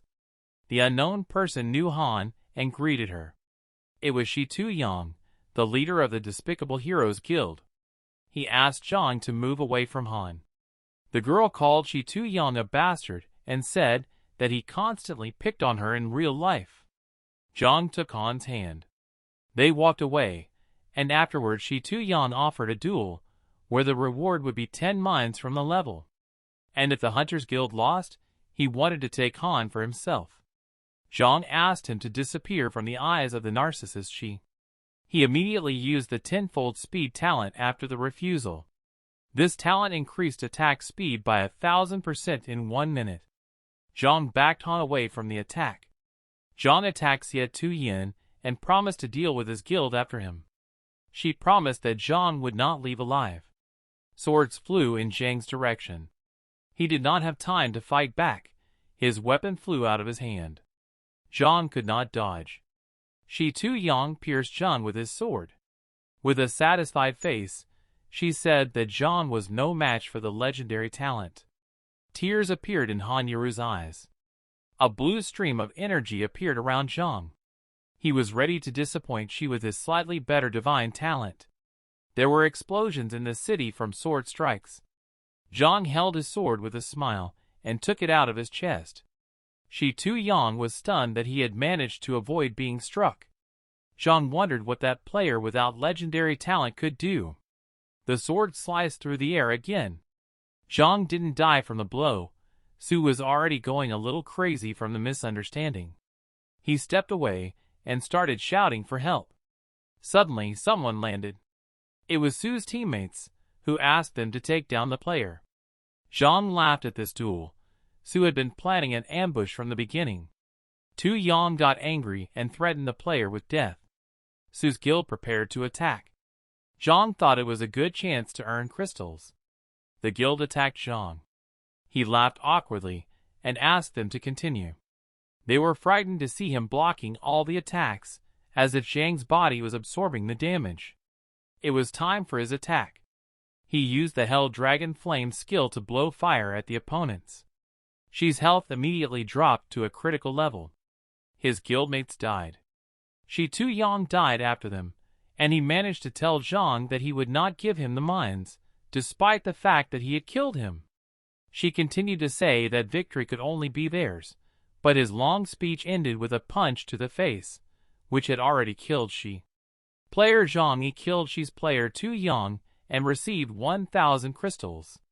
He knew that she would not keep his promise. Suddenly, an alarm shout ran quickly to Zhang. The whole guild ran over, and Han explained that they were under attack from the Gate of Promise and the despicable heroes, but Zhang had protected her. The Hunters Guild was sitting under the mine. The first guild already had 25,000 crystals, they had 15,000, and the third guild had 7. Zhang warned that there was half an hour left, and the only way to take first place was to steal the mines using ranged attacks. The archer Qin could help with this. Han told him that he was good at it.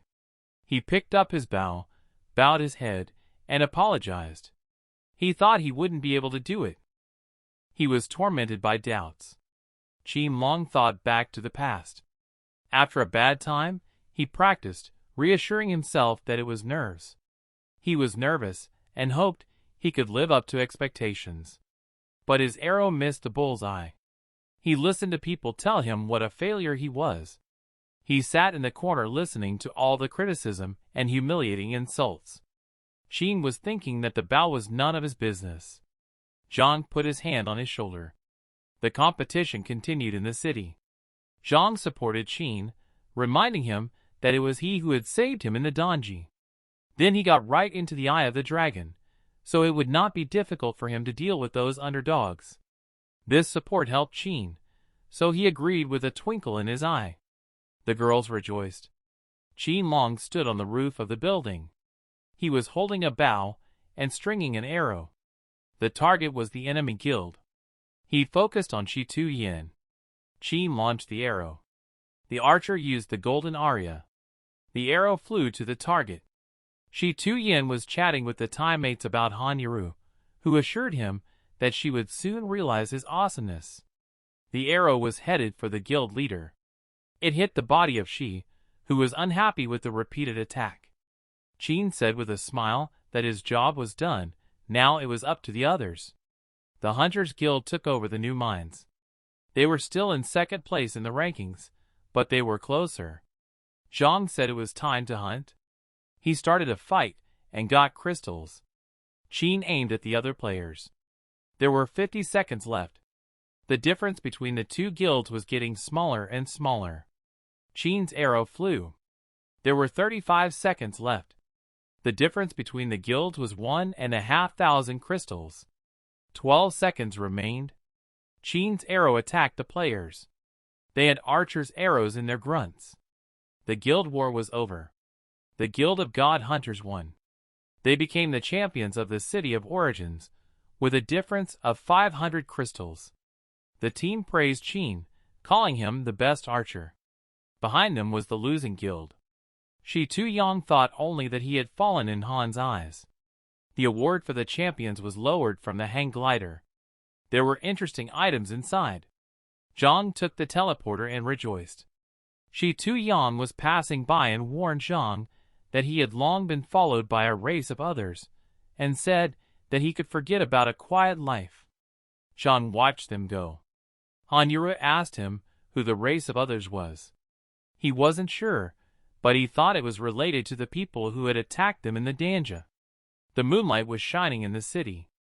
Zhang walked along with his team. A little girl in a robe was hiding around the corner. She quickly passed and nudged Han. A small hand reached into Han's pockets. The little girl used the sneaky stealing skill of the assassin, which gave a high chance of stealing an item from the player's inventory. She was smiling as she stole the zombie's golden ring. Qin shouted at the girl to be more careful. Han looked at her inventory and saw that her ring had been stolen. The girl was already running away. Zhang sneezed after her. She stood waiting. When the boys came running, the girl had already disappeared. Zhang didn't have time to grab her. He suspected that she had teleported to the Moonlight City. Qin asked if it was a city of another race. The leader confirmed and offered to check it out. Zhang wanted to do this not only to improve his race's talent by gaining the camp's prestige through the new city, but also to learn something about Mu Qin. Zhang asked everyone to stay behind in case Brother Han showed up while he went to the city. Qin promised to protect Han. Zhang set the coordinates of the teleportation. He requested a teleport to the City of Moonlight. For 100 gold coins, Zhang teleported to the city. He was not happy about this tax.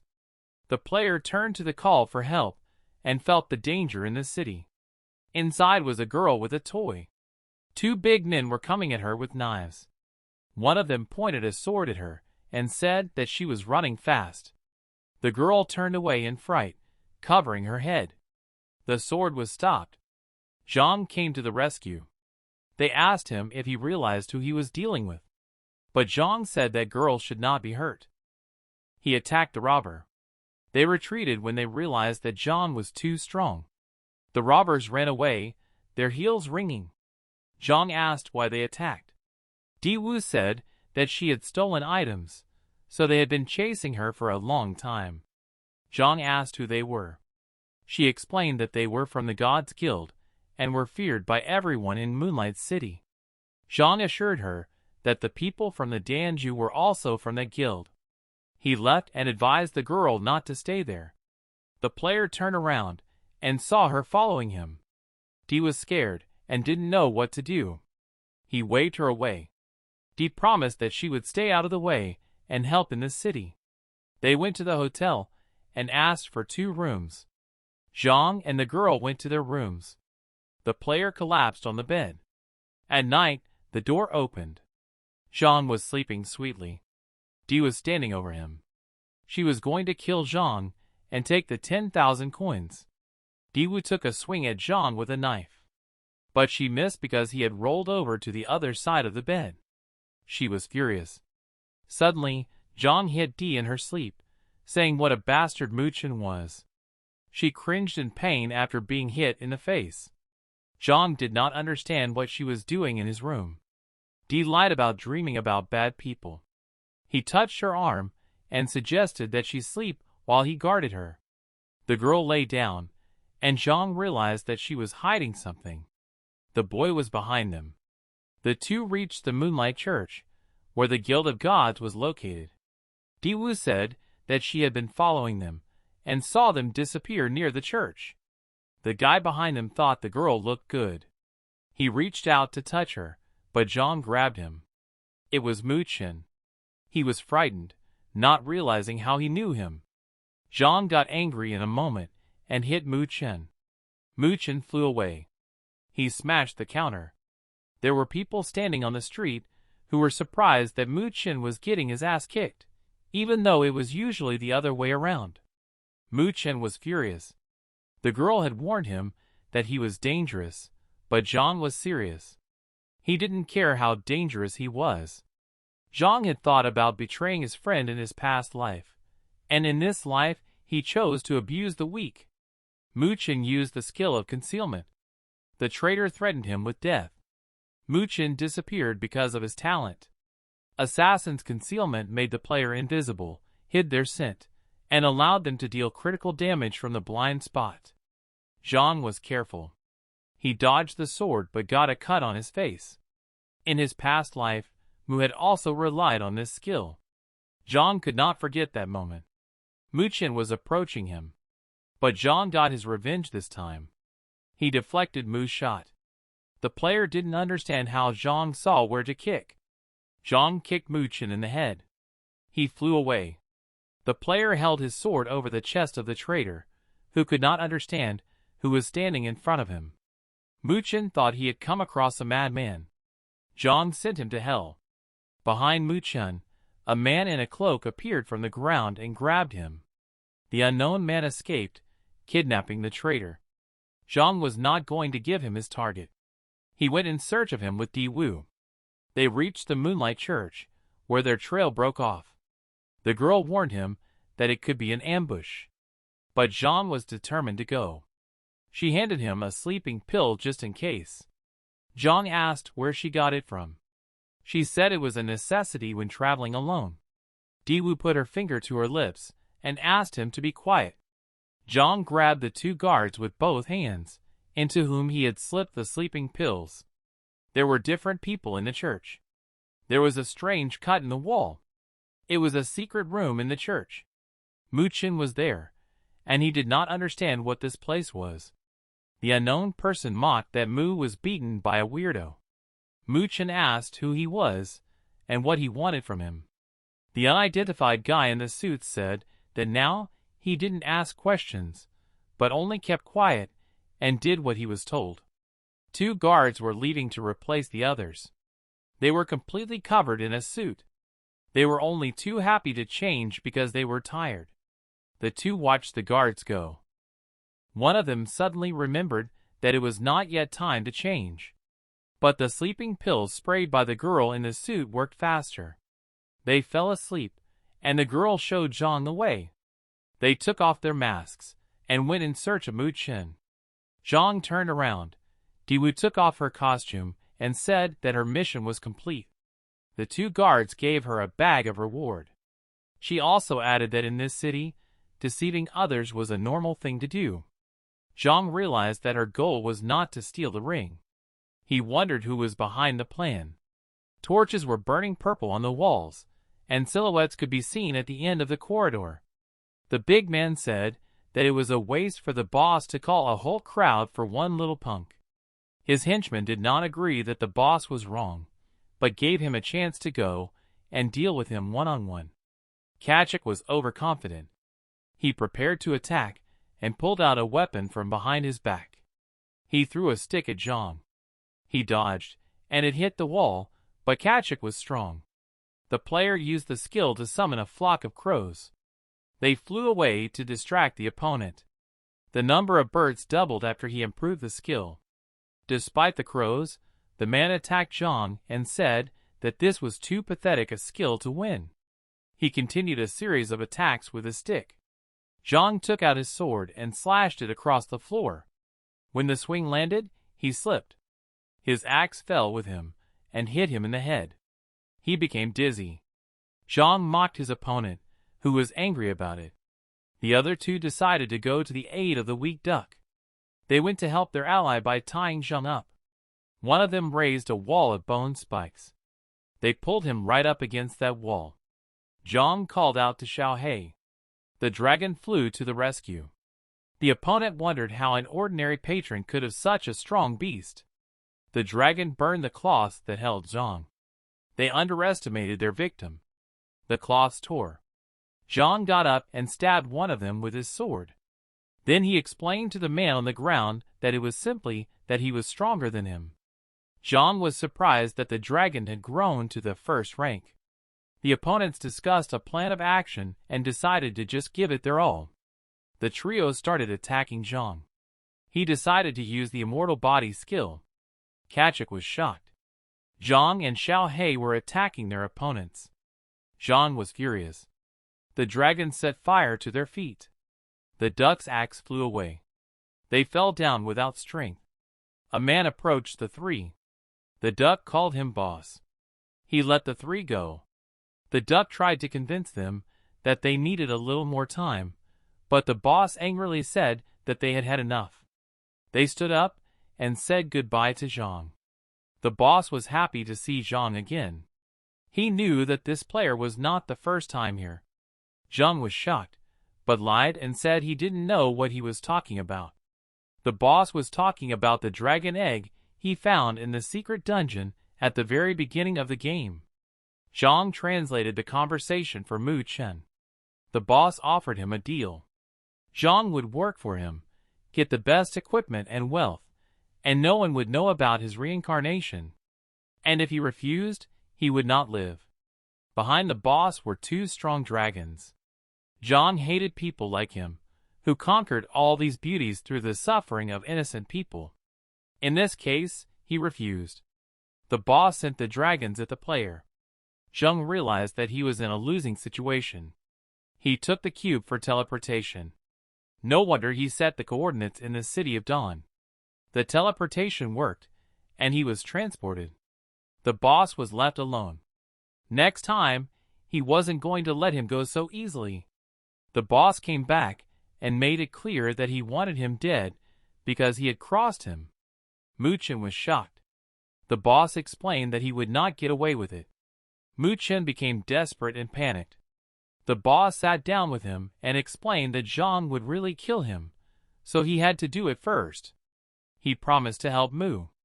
Everyone in the apocalypse was supposed to belong to him, and Zhang refused, so he only wanted him dead.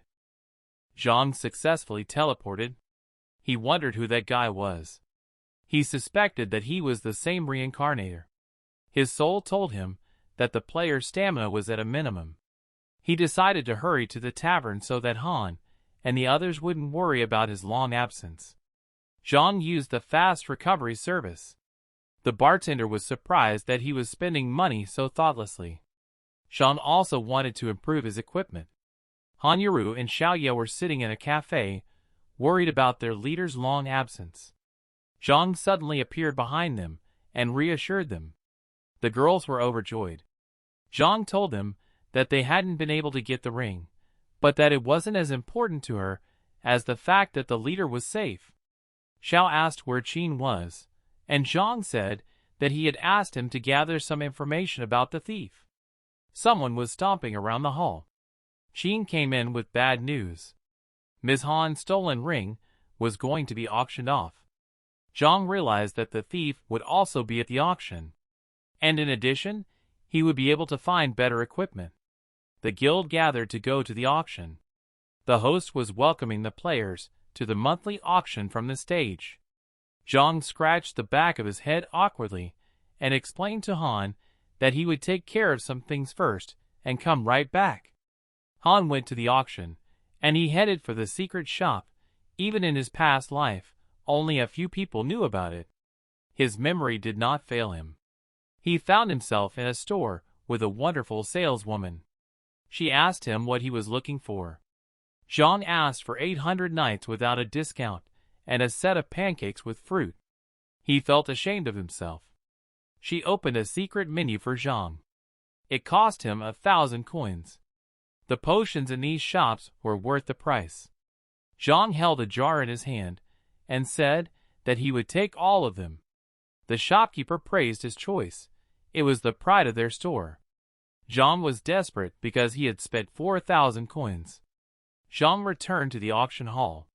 It was suspiciously quiet. The auctioneer was selling a sheepskin scroll for 100 coins. If no one bid, they would just let the item pass. Everyone was asking to skip this garbage as soon as possible. Zhang approached Han. He hoped that the ring was not there yet. The scroll was skipped. But Zhang remembered that it could be a scroll from a secret mission. He raised his hand to bet. Someone laughed at his bet for toilet paper. But for a player of the dragon race, it was a precious thing. He got his scroll. The next lot was a ring. The starting price was 1,000 gold coins. Someone shouted that it was too much. Han and Zhang discussed the man in front of them, who didn't understand why someone was selling it. Zhang said that this bald man was from the main city of the beast race, the city of extraordinary ice. He thought about his motives, and who was standing next to Shi Tu-yen. Han marveled at his knowledge. He smiled and said that he had just read about each race when he chose the camp. The man next to Shi placed a bet and doubled it. The people around them were upset and surprised at the rich man. People started making noise about what the animal race had forgotten in the human territory. The man came up and hit the loudest one. The others were afraid. The guy said that he could only swing his fists. Zhang went up to him and told Si that the ring would be his. Shi Tu-yang explained to Shui for Zhang. He asked to put Zhang in his place. Shui was overconfident. Meanwhile, Zhang asked Duan and Qin to make some noise to buy time. They happily agreed. Qin and Duan poured oil on the fire of the angry crowd, who did not want to see the beasts in human territory. The rally against the animals continued. The auction was suspended. A fight broke out between the humans and the animals. Meanwhile, Zhang took the invisibility potion, which lasted 3 minutes. He drank the potion. He also took the smoke and fire potions. Zhang threw the 2 jars into the crowd. The battle only got worse. The assistant presenter was holding a box with a ring in her hands. Zhang was approaching the ring. He had already stretched out his hand toward it. Zhang stood behind Shi Tu and Shui. He used the potion to attack Shui. In a moment, he was already lying on the floor with his head. She ran over to him to help. Shui was furious and holding his head. Zhang attacked Shi Tu-yang. He landed on top of Shui. They were lying on the floor in confusion. There were 10 seconds left in the game, so Zhang decided to leave.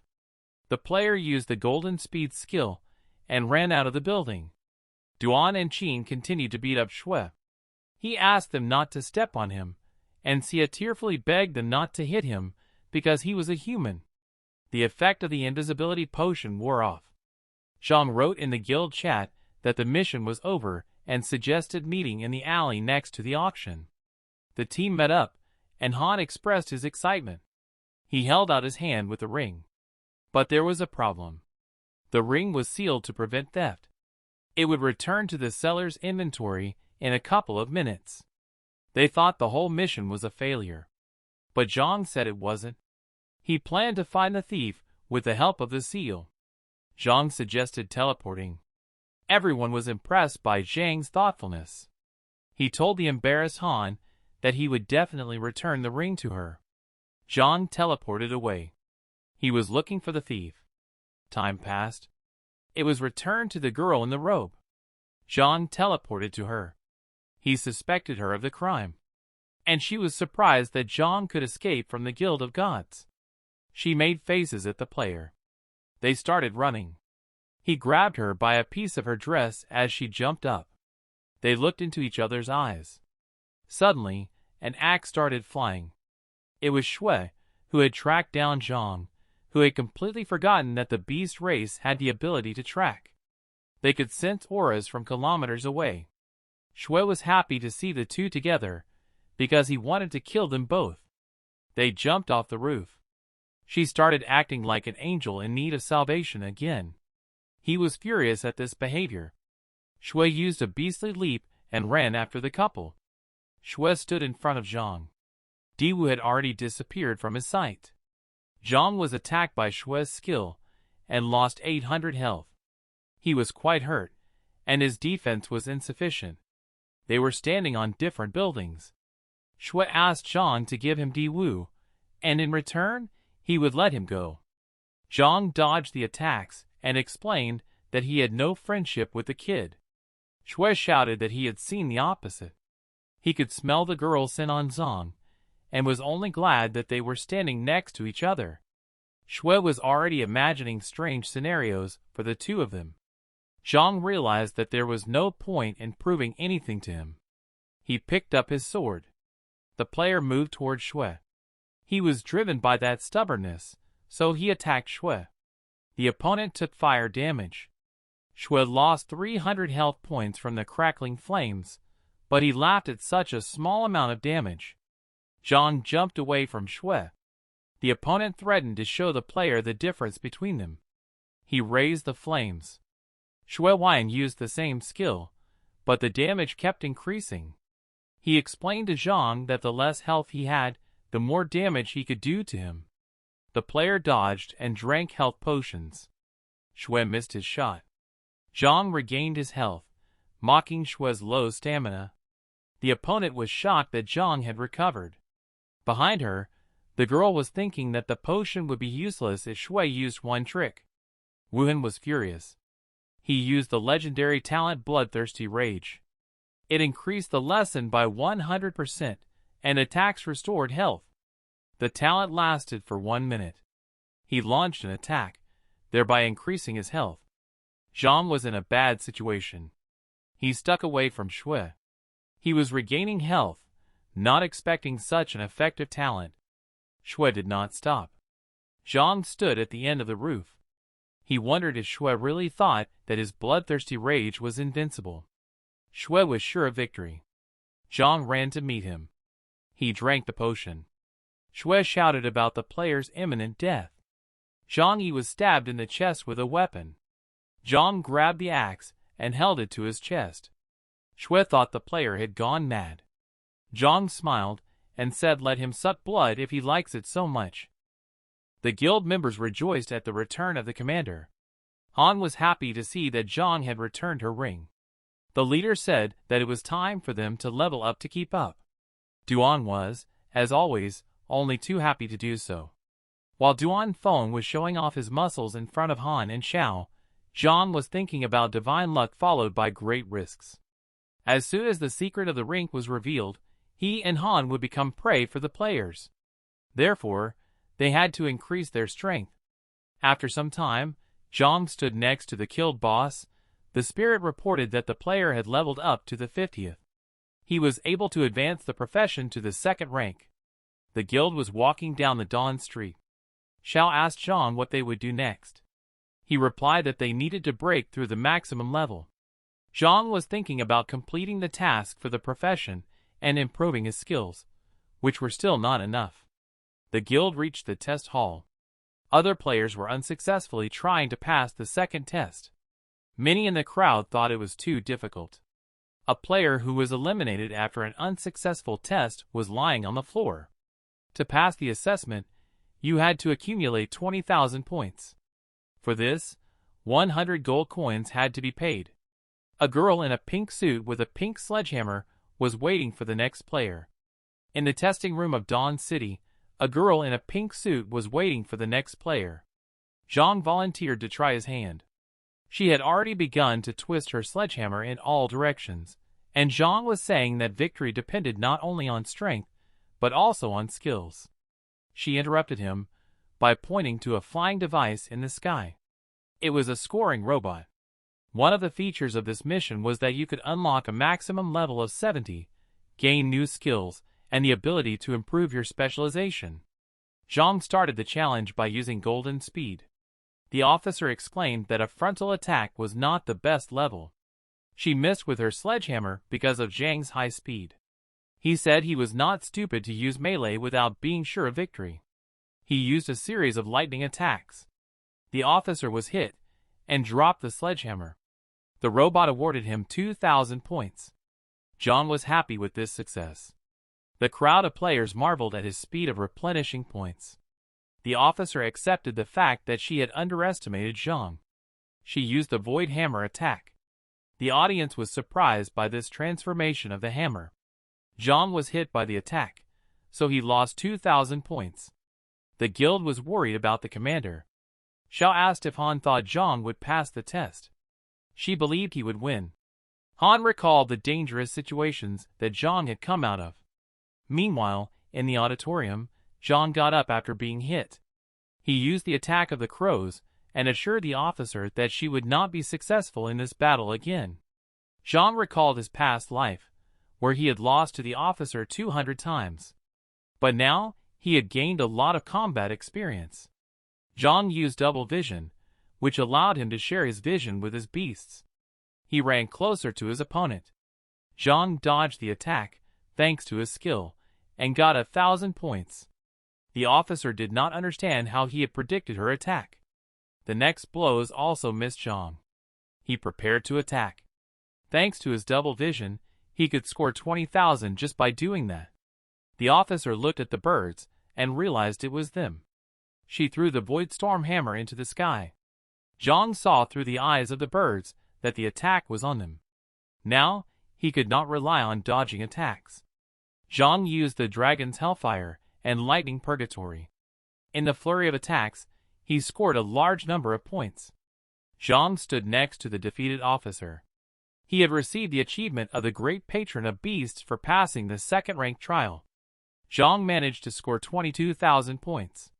The crowd was shocked, and the guild rejoiced. Meanwhile, training was underway in the Moon Castle. Mu Chen was improving his skills. They were going to get the best equipment among the players, so that they wouldn't lose to Zhang Yi anymore. There was a training session in the Moon Castle.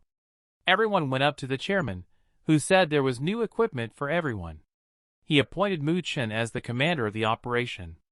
The players were ready to go. The chairman handed Mu Chen a scroll, but warned him to use it wisely, because it would only work once. The players gathered, and were ready to go to the City of Dawn. The chairman was petting his dragons, and thought that Zhang had become his enemy in vain. There was a celebration in the City of Dawn. The guild came out of a kebab shop, where they had a delicious meal. Zhang scheduled training for the second-ranked trial for the next Lin. Xiao was excited about this news. Qin Long patted Zhang on the shoulder, and quietly asked him to show him his new skills sometime. He agreed to show them when they were in the dungeon. He had acquired so many skills that he did not have time to deal with them all. One of them was demonic substitution, which removed all control effects and left a demon doll at the place where the skill was used. Once it was attacked, everyone around it would panic for 3 seconds. Zhang liked this idea. Players approached the guild. It was Mu Chen's team. He didn't understand what Mu Chen was doing with the Divine Guild players. Zhang laughed at him. But Mu Chen threatened him. He ordered his own to block other guild players, and he wanted to take Zhang Yi into his own hands. He volunteered to fight Duan alone. He was only happy to fight. They started running towards each other. Duan surprised his opponent with a swift sword. Suddenly he let go of the ladder and climbed up the building. The other player decided to attack Xiao and swallowed her into a strange cloud. Han wanted to help, but Qin warned that it could be an ambush. Zhang jerked to help, but his legs were blocked. Shadow slavery was used against him, creating a black shadow under his feet, leaving him unable to move for 10 seconds. Mu Chen used this moment and rushed to attack Zhang. He was already behind Zhang, his sword flying to strike him. But Mu Chen struck the doll, because Zhang used a demonic substitution, reminding him that he could no longer attack him in the back. Zhang prepared to use a series of lightning bolts. He struck Mu Chen. But it didn't work, he blocked the attack. His shield was strong. Mu Chen attacked Zhang using the new skill Star Purgatory. Suddenly Xiao He appeared. The dragon repelled the opponent's attack. Zhang thanked his beast and ordered him to attack with the Storm Wing. Xiao He was flying at Mu Chen. He was frightened and tried to defend himself. But a second-level dragon was flying against him. Mu Chen was still a first-ranked assassin, so Zhang was no match for him. Xiao He's claws were approaching his opponent. The dragon grabbed him in its paws. Zhang said that he would always be better than him. Mu Chen was angry that Carlo had not warned him that Zhang had already completed the second-level test. He mentioned the scroll. Mu Chen took it and told Zhang not to get too excited. Suddenly, he was no longer in Zhao's clutches. Another dragon appeared and bit Xiao He. He was bleeding to death. Mu Chen's dragon was strong. It had gained confidence after using the scroll. Zhang ran over to his beast. Meanwhile, Xiao Yao was in the hands of the Divine Guild. Han used hail against the opponents.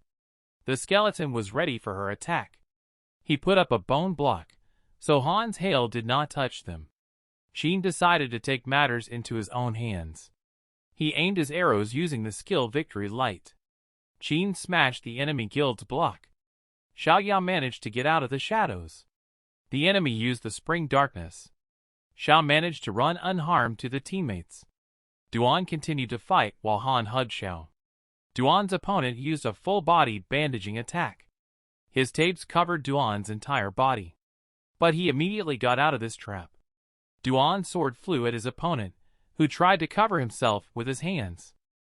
Duan was putting his weapon down while his opponent was cut by his 3 swords. The guild was left with 3 opponents. But the Divine Guild was not disappointed with the loss of Bint, whom they had sacrificed. Their plan had already been fulfilled. Xiao He had been overthrown. Zhang Yi was in trouble. Han realized that they only needed Zhang. He was on Xiao and flying away from the Emperor's dragon. Zhang asked Xiao He to attack. They turned around. Zhang shouted that today he would put an end to old and new grievances. Xiao He confidently flew straight into the Dragon Emperor's fiery breath. Mu Chen looked at this unfortunate suicide with a smile. The immortal body might have protected Zhang, but not his dragon. The player took fire damage to the dragon. Then he took damage for activating the Soul Link skill. It transferred all the damage of the beast to the patron. With an immortal body and Soul Link, they both became immortal. Zhang ordered to attack the right wing, because it was the vulnerable part of the dragon, which would lose its ability to fly after the attack. His wing was cut off. The Dragon Emperor was attacked by Xiao He's claws, and suffered minus 1,500 health points. Mu Chen's protective suit cracked. Zhang did not understand the reason for such a small amount of damage from the Dragon Emperor. He suspected that it was not a real dragon, but a contracted illusion. This contract allowed you to summon a phantom that would fight on behalf of a real monster, and the stronger the summoned monster, the higher the price. Something strange was happening to Mu Chen's body. His hands were turning black. Zhang landed on the ground. The effect of the immortal body was over. He realized that Mu Chen was just Carlo's bait for him. Zhang stood behind Mu and talked about the side effects due to using the scroll. He didn't believe that Carlo could have lied to him. Mu Chen's body was changing rapidly. Zhang said that the price for using the contract was the aging of his body. He was just Carlo's pawn. Mu Chen was not going to die alone, so he wanted to take Zhang with him. He gave all his strength to the Dragon Emperor. Mu merged with the illusion. He wanted to destroy Zhang and the entire city. Mu Chen used purgatory lava. He became part of a dragon that let the flames burn through the city. People ran away from the fire. Mu killed everyone who got in his way. Zhang was hiding from the flames, thinking what a bastard Mu was. He flew on a dragon after Zhang and said that it didn't matter that he was reborn, he would still kill him again. The Dragon Emperor captured Zhang. Mu completely lost his mind. Zhang jumped out of the beast's clutches.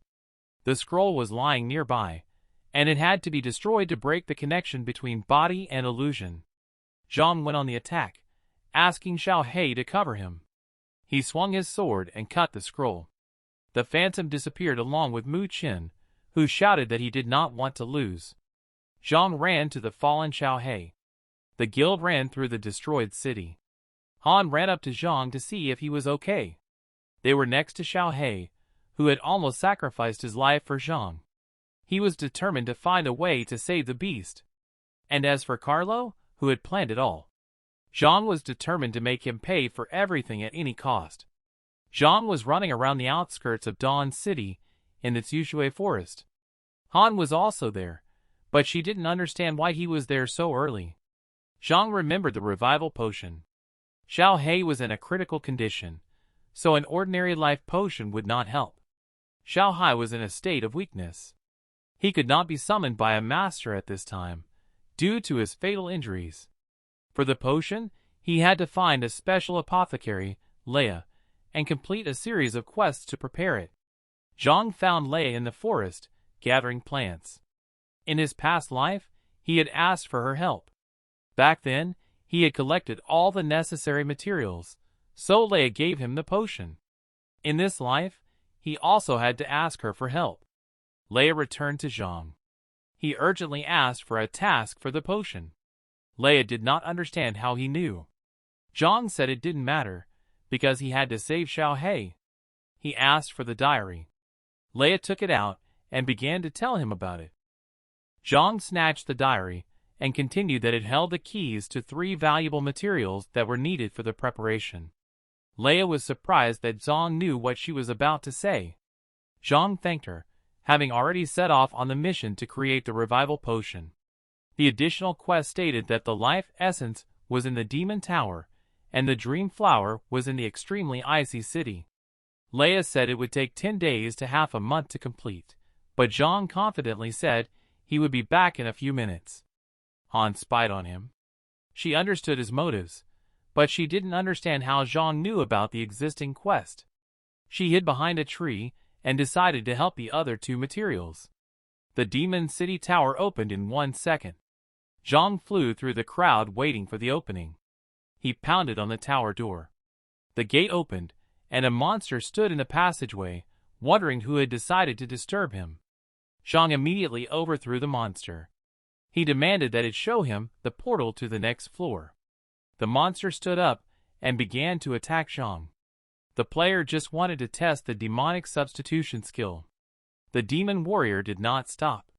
Zhang used Soul Search. The skill summoned an omniscient demon to check the enemy's weaknesses. Fragments of his human life appeared until he was recruited. The content was out of bounds, so the Soul Search was terminated. Zhang was surprised that the warrior was also human. Zhang went on. The monster fainted. He found himself in front of 2 portals of different colors. Usually there was only one blue one. Zhang decided to check the red portal. There was a movement. The Apocalypse Master was watching Zhang as he broke into the 30th floor of the Demon Tower. The man with the glasses was happy that he was finally coming to him. He pressed the red button, and the data exchange began. The boss changed his appearance and was ready to play with Zhang Yi. The data transfer was successfully completed. The 30th floor of the Demon Tower. Zhang walked through the desert toward the building. He didn't expect the red portal to lead him to the 30th floor. The essence was on top of the building on the spire. Zhang had to get it. A purple light was coming from the gate of the building. It was the pressure that broke the door open. A level 60 fallen seraphim angel came out. He attacked Zhang with his power. Zhang jumped up and dodged the strong attacks. Brother Han was lying in the desert. He was awakened by a pebble falling on his face. Ba Huang stood up, not realizing what was happening. He had just been on the 8th floor. He turned around and saw Zhang Yi fighting with seraphim. Ba Huang did not understand what was happening. He was worried about Zhang, who had rushed to the 30th floor immediately after the test. Bones and skulls were flying everywhere. Zhang was not strong enough to fight seraphim. Those bones were left over from the time when seraphim had massacred the city of Dawn. Zhang stopped and thought he had found a way to win. He picked up the skull. A seal appeared on the ground. Zhang was giving them a chance for revenge. Angel was shocked to see what was happening. Zhang used the talent of summoning spirits. The skeletons appeared. They were coming to surround seraphim. The crowd of dead were reaching for seraphim. While they were distracting the angel, Zhang jumped to the essence. She realized his goal, so she was ready to thwart him. Seraphim raised her hand up and crystallized a spell that would strike the realm of thunder. It caused a storm for 10 minutes. The angel fought off the bone avengers. And after they were gone, she decided to deal with Zhang. He saw her. Zhang was in a hurry to get the essence, but Seraphim was not going to give it away. She swung her sword at the player. But suddenly her wing was cut. Seraphim was confused. It was Ba Huang. The head that controlled Seraphima did not realize the presence of other players. The carrier was wounded, so its consciousness was disabled. The technology for controlling NPCs through the data stream was still not stable. He realized that they were lucky, But the meeting would be soon. Seraphima changed her appearance to the main one. Sunlight was seeping through the clouds. Zhang held the essence. He was surprised to see Bu Huang. Zhang thanked him for saving him. Bu Huang could not believe that he was able to kill his boss. It was dark in the Tower of Eternity.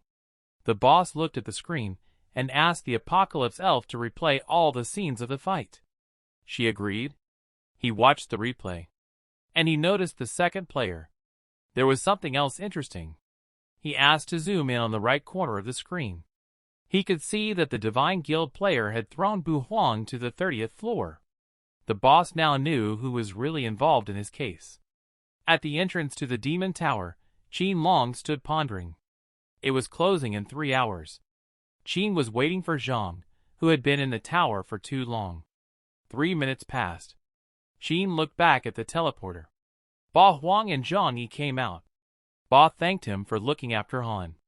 Qin was glad to see the young master back. He told him that Han had been missing since the morning. Ba was sure that there was a reason for this. Zhang asked if she had been acting suspiciously before she disappeared. Qin scratched his head and thought. He remembered how she had stood alone in front of the statue in the square, seemingly praying. Zhang pondered his words and realized that it could have been a prayer quest. Zhang said that this was a task in the apocalypse that involved praying for 3 hours in the main square at 9 in the evening. And afterwards, there was a chance for a reward, the Dream Stone. Zhang said that this stone made no sense. Only if you watered it with the Dream Spring could you get a Dream Flower. Zhang knew where the spring was. Ba Huang was ready to follow her. They ended up at Meng Ling's villa in an extremely icy city. Zhang asked Qin to send him a message. He tried, but it was impossible. There was a defense in place to resist enemies from the apocalypse. Strange monsters would randomly appear on the villa. Players could not exchange messages. That's why Yarrow didn't respond to the villa. Zhang was sure that she was at the villa. The guys agreed not to leave separately. Han and the other players had a dream spirit. They were ready to fight. The player used the Fierce Grip skill. He grabbed the spirits that were running at them. Han was next. She raised her staff and summoned an ice storm. This skill released a storm of ice and snow to attack the enemy. The spirits were quickly drained of health. One of the players exclaimed that they were lucky to meet such a good mage as Han. The spirits fell to the ground. A dream flower grew from its body. The face of the spirit was bloodthirsty. One of the players did not have time to respond to the request not to touch the flower. But her fingers did touch the plant. The players were shocked. The spirit disappeared, and more flowers began to appear around them. One of the players said that after death, there is a chance of an elite blood flower monster appearing. And this chance came. His feet walked past the field of flowers. A woman who looked like Han asked the players to go home. They looked at her with their mouths open. The monster said that they probably didn't have a home. So she told them to stay here forever. The roots began to wrap around the players' bodies and lift them up. Some were puzzled by this resemblance to Han, but it was all explained by the additional skill of the elite blood monster. Dream transformation allowed you to copy the appearance, equipment, and skills of a player with the highest level. The girl asked for help from Han, who was thinking about how to get out. She took out a bright stone. Han threw it into the flowers. They immediately wilted. Han shouted out to everyone that they had to use light skills against the flowers. The girl shouted to attract attention. She used the sunshine skill, which caused rays and restored the health of the teammates by 500 health points. The players escaped from those roots. Arrows were flying in their direction. The players dodged, and all 3 arrows hit the monster. The crowd came for the flower. The monster regained its original form. The flash attracted the attention of other players, who also wanted a reward. The girl next to Han shouted at them not to touch the spirit they had summoned. Han whispered to her to leave them alone, so that they could spend their energy fighting the spirit. It was the Bloodgate Guild. They would drive the players away from the spirit and fight them. The trio stood aside and discussed that people from the biggest guild in the extremely icy city liked to pick on ordinary players. Han noticed that it could be people from the auction, so she covered herself with her robe. She suggested that they leave to avoid being targeted. One beastman from the guild looked at the trio trying to leave. He recognized Han. There was an explosion near them. The beastman started asking Han where the other players from the auction were. She pretended that she didn't know or understand anything. The players from the Bloodgate Guild surrounded the three. They were ready to pay the price. The guy tried to slip away, explaining that they would not interfere and would leave. Suddenly, he was kicked in the stomach. He fell to the ground. The girl came to him. Khan stood behind him, ready to attack. The beastman was furious with them. He picked up his weapon and began to attack, threatening to kill them all. Khan used her divine-level talent of summoning spirits. They held back the beastman's axe strike. The other players, running away, looked at what was happening and were shocked by the guild's cruelty. The spirits continued to hold back the attack. The spirits dispersed. Han ran at the beastman. She used the fireball skill. But the beastman interrupted the attack with his death judgment skill. Han flew away from the blow. Meanwhile, the players ran out of the villa gate. Zhang, Qin, and Ba were standing there, asking what had happened. After hearing what they said, Zhang realized what was going on. The guys ran to help. Han was being strangled. The beastman demanded that she call Zhang if she didn't want to die. The girl was not going to call him.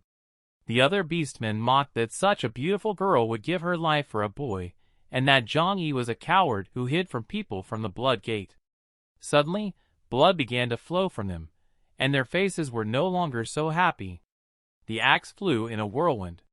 A fist flew into the beastman's face. Zhang hit the beastman with all his strength. It flew away, and Zhang took Han in his arms. Han apologized for making him worry. Zhang told her to wait until he had dealt with the Blood Gate guys. The beastman smiled and wiped the blood from his face.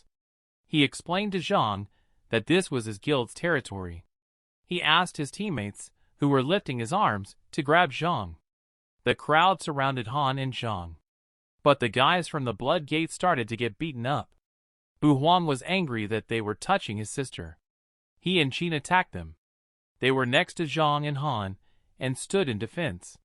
Zhang told them to take care of Han, who was badly injured, and asked them not to be provoked. The boys agreed. Han held a ring in her hands and said it could help him. It was a ring of death. Zhang put it on his index finger. He was ready to sacrifice them all for the ring he had been waiting for so long. Zhang began to run. He was crushing the guys from the bloodthirsty guild. He considered them just a bunch of mobs. With the ring of death, Zhang Yi absorbed the power of the killed players and increased their attributes by 100. The increase in attributes was mesmerizing, and with it, Zhang could not only not be afraid of Shui, but even a second-ranked berserker was no match for him. Shui gave the order to fire. Arrows flew at Zhang. He smiled and thanked Shui for enough arrows to activate the skill. The passive skill held Dragon Ruckus was activated. Every time he took damage, he had a 1% chance of summoning a Hell Dragon, which dealt 400% more damage to all enemies within range. The arrows hit his back. The dragon appeared. He began to burn the guys from the bloodthirsty guild. Shui couldn't believe that Zhang could become stronger in just a few days. The opponent used the skill of bloodthirsty revenge. He took a swing at Zhang, wanting to avenge his brothers. Suddenly, his axe stick broke. Shui's eyes shrank, he looked in different directions, and veins popped out on his forehead. Zhang held Shui at arm's length with his sword. Shui begged him not to kill him, because he would feel bad afterward, but Zhang was not afraid to kill him a second time. Zhang shouted that all the members of their guild were scum, and he would be doing everyone a favor if he killed him. Zhang's sword cut off Shui's head. He asked him to be a good person in his next life. The player Shui Wuheng was killed by Zhang Yi's player. He had no chance of revival, so he died. Qin said that they had dealt with the others. Now it's time to deal with the elite monster that gives a decent amount of rewards. Zhang asked Qin to wait, and told Yarrow to give the monster the honoroid she received for the prayer quest. Han put the stone in the monster's hands. The monster smiled and asked the players to follow her. Zhang was told that he had obviously read the secret guide to the game, because he knew a lot. Qin was curious where the monster was leading them. Zhang said that she would lead them to the dream spring. They stood next to the spring. The monster was awakening a sleeping soul. The water began to sway. A girl appeared from it. She was one of the 10 gods of the apocalypse, corresponding to one of the 10 cards of divine talent. Her feet touched the spring. She said she had been waiting for a long time. Many years had passed. And as the first player, she was ready to give a special reward. This was the dream flower. Han Yero was happy to receive the dream flower. She had tears in her eyes, hugged the embarrassed Zhang, and said that Xiao He would finally be saved. Qin suggested that Bu, who pretended not to have seen Zhang's romantic moment with his sister, check the neighborhood for ambushes. Bu Huang agreed with his eyes closed. Zhang held the essence and the flower in his hand. Now he had to learn how to prepare the revival potion. He looked at the diary and recalled how Leia had synthesized it earlier. Zhang Yi successfully completed the concocting potion task and obtained the revival potion. A new sausage appeared in his hands. Zhang made a seal on the ground and summoned Xiao He. He gave his crippled beast a revival potion that would restore it. The dragon absorbed the potion and straightened its wings in a moment. Xiao He returned, and Han went to him and said that she had missed him very much. Everyone rejoiced at the return of the beast. The goddess of the apocalypse was watching them. She launched the hidden command task of Villa Minglin. Han looked frightened. The team didn't understand what was happening, but the goddess rose above the spring. Han began to smile. 1,000 years ago, ghosts invaded the continent of Apocalypse. Mingling's villa was the only place free from invasion under the protection of the formation. The 10 gods were united to fight back and put a seal on the king of the ghost clan. The king said they were only delaying the inevitable. After the Great War, the whereabouts of the other 9 gods were lost, and the goddess fell into a long sleep. What the players had just seen was an illusion left by the goddess before she fell asleep. She had to wait for the chosen warrior to wake her up. Khan looked at the dream goddess with despair. The goddess disappeared before her eyes. Kamangda stared at the empty spring. The lost goddess of dreams, a legendary hidden quest. After the seal was placed on the Ghost King, the whereabouts of the 10 gods of the apocalypse remained unknown. They had to follow the clues to find the lost goddess of dreams. Zhang warned them that they had been moved to the location of the quest. Behind them, silhouettes could be seen in the forest. Zhang felt that someone was nearby and turned around. They were attacked by 2 beast-like monsters. Monsters attacked the Guild of God Hunters. They dodged a sword strike. Han Yuru and Zhang Yi were ready to attack. She used the Frosty Wind skill. Han and Zhang stood in front of the frozen enemies. But unfortunately, the control did not work on them. They broke the ice from the inside. They decided to fight in close combat. The guild ran at the monsters. Zhang fought back with his sword. Ba Huang took his double sword and started swinging it. He cut off the head of one monster. Duan aimed at them with his bow. Zhang jumped up and down to attack. They killed all the monsters. Han clarified with Zhang that they could leave that space only after the dream goddess awakened and the task was completed. She looked at the spring. The water was creating circular waves. Zhang activated the treasure hunter skill, and his eyes turned red. He told Han that they would soon find out for sure. His eyesight revealed a box under the lake. Qinglong asked where those monsters could have come from. Zhang sat down next to the monsters and said that they looked like ghosts in the illusion of a goddess. Hing wondered how it was that they appeared here if the ghost clan had been overthrown long ago. Zhang also thought about the butterflies that were flying and appeared out of nowhere. He assumed that they might not even be in the villa anymore, but had fallen into the goddess's dreams. Han was surprised by the suggestion that they might have been in a dream. But Zhang said that this explained the fact that butterflies and ghosts had appeared. Only the goddess could store the player's data at the same time and move it around. That's why she asked to be woken up. Zhang and the other players jumped into the water. They used a group water avoidance boost that granted free movement underwater. The guild swam deeper and deeper. The butterflies flew toward the stone gates of the palace. Zhang suggested that they go further into the passage and have a look. Han was distracted and looked to the side. She noticed something at the bottom of the lake. Tentacles came out of the algae. They wrapped around the legs of the frightened Han. Han Yuru was almost completely enveloped in tentacles. Zhang was swimming toward her with a sword. She tried to break free. Zhang cut the tentacles. There were 30 seconds left before the end of the water avoidance action. The monster had a strange regeneration. Ba Huang suggested not wasting energy and running away faster than the water avoidance ended. Zhang said he would hold the monster off and ordered the others to open the door. Bess called Qinglong and asked him to help open the gate. Meanwhile, they had 10 seconds of skill left. They dragged the stone gate. Zhang distracted the monster. There were 5 seconds left. Ba was pulling the door screaming. The water removal no longer worked. Zhang's mouth was bleeding from the impact. Qinglong and Ba opened the gate and saw the blocking spell. Behind them, they could see the palace. Zhang was fighting a monster. Han was next to Zhang. They grabbed each other's hands. The monster was breaking through the block. It grabbed Zhang's leg. Han and Qinglong dragged Zhang, while Bash cut the tentacles. Huang ordered the doors to close. They were closing. The guild was sitting under the door. They were tired and scared. Zhang offered to look around.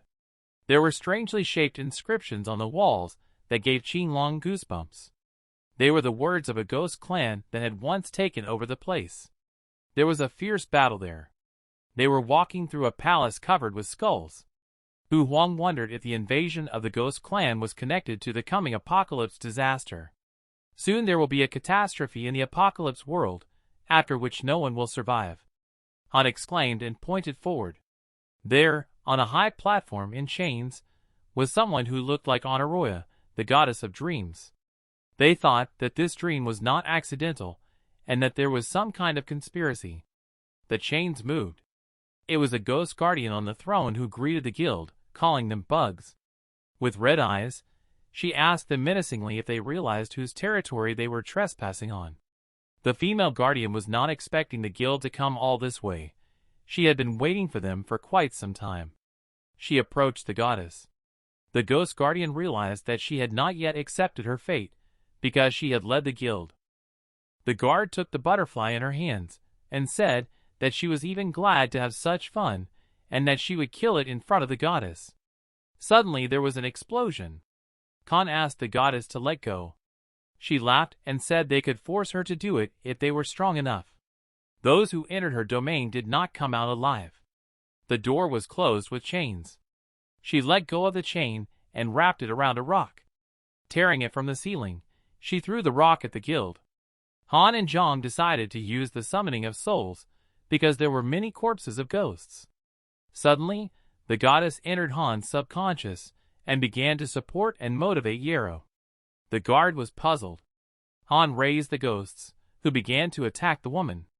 The rock fell right on top of them. The ghost guard shouted that Honoria could not overcome her with that trick, and they could not do it. Bu Huang and Qinglong, who had used the golden aria skill, joined the commotion. The ghostly guardian threw chains at the boys, locking their souls. Qinglong's hands were tied with chains. So were Ba's hands. The guardian laughed at her new puppets. The chains turned the boys into her servants. Their eyes reddened. Suddenly Ba Huang turned around. He started running at Han and Zhang. The woman liked to watch her comrades kill each other. Ba jumped up to attack Yarrow. She shouted her name at him. Zhang stopped Ba's attack and tried to reach out to him. The fight between the timemates continued, and the ghost guardian said that Ba Huang was now her puppet. He swung his sword at his comrade. Zhang jumped away from him. Ba ran to Han. He slowly approached his trembling sister. She was upset and scared. Qinglong was going to shoot her with his arrow. Zhang warned Han of the danger from behind. Qinglong's arrows were flying at her, but the ghost covered her with his body. Zhang noticed that her skill had improved and now Yarrow didn't need to move the zombies, they could protect their owner. The guard ordered the boys to kill them. Ba attacked again. Han and Zhang stood back to back. They realized that fighting Qinglong and Ba was pointless, they had to defeat that woman. Zhang called out to Xiao He. The pair sat on his back. The ghost guard laughed at the helplessness of the players. She used the chain arrow of fate against them. The guardian wanted him to watch his comrades betray him one by one. The chain hit the dragon. Xiao He fell and landed on the ground. Han and Zhang also fell, but they were fine. The guard was approaching the players. She touched his face and told him that his friends and beasts would become servants of the Ghost King. Zhang smiled suspiciously in response. She glanced over. Xiao He was behind her. He had swallowed her. But Ba Huang and Qinglong were still under the control of her chains, and could not be allowed to touch Xiao with them. The chain was flying at the dragon. Zhang ordered Xiao to reinforce the left wing. They didn't understand why Ba and Qinglong hadn't woken up yet. There were two possibilities, either the spell hadn't dissipated yet, or she was still alive. A flower sprouted from the skull. It was a ghost guardian. She had not expected such a trick, but she asked him not to underestimate her anymore. Zhang didn't understand how she used the transmigration of the soul into a flower. It was a dream spirit ability. The fact that she was a dream spirit puzzled him. The guardian appreciated the perseverance, but she wasn't going to give her any more chances. Han and Zhang stood next to each other. He asked if she had been a dream spirit in the past. He wanted to know why she had betrayed the goddess Honoria. The guardian was furious. She did not want to hear that name. The ghost guardian believed that only she could lead the ghost clan to prosperity. The woman was preparing to send the players to hell. Zhang summoned the elf and asked her the time in the apocalypse. She replied that it was 6:45 in the morning. Han Yuru seemed to understand what he wanted to do. The guard was hiding underground away from the sunlight. Zhang launched his sword at her, but she was sure it was too weak an attack for her. The sword flew past her. It flew into the stone wall. A bright light began to shine from there. It passed through the body of the female guard. Her appearance changed. Zhang expressed his condolences that all her dreams had been shattered. She was shocked by the sunlight. Ba Huang regained consciousness. He had a headache. The woman was sitting on the floor and did not understand anything. Huang noticed that she didn't look like the one who had just controlled her brother and Qinglong with chains. Ba said that she was different from the other dream spirits. Zhang said that she was probably under the control of a ghost clan, but her essence was the same as that of a dream spirit that could not resist light directly and lost all spiritual power when it met with rays. The chains that held the goddess back were untied. Honoroya woke up. She straightened her limbs. Khan looked at her. The goddess stretched out her hand and awakened her dreams. Spirits appeared, sitting on their knees. The goddess went to the throne. She sat down in front of the spirits, who worshipped her. The goddess thanked them for saving her child, who had been taken over by the power of the Ghost King. 100 years ago, after the seal was placed on the king, evil spirits bewitched her people, and the goddess was also forced to fall into a deep sleep. In her dream, she saw a clash of many forces. She wasn't sure who it was, but she couldn't watch the world of the apocalypse suffer another catastrophe. In order to wake up, she could only create an illusion that called for worthy contenders to Meng Lin's villa. Only now could this place show its true colors.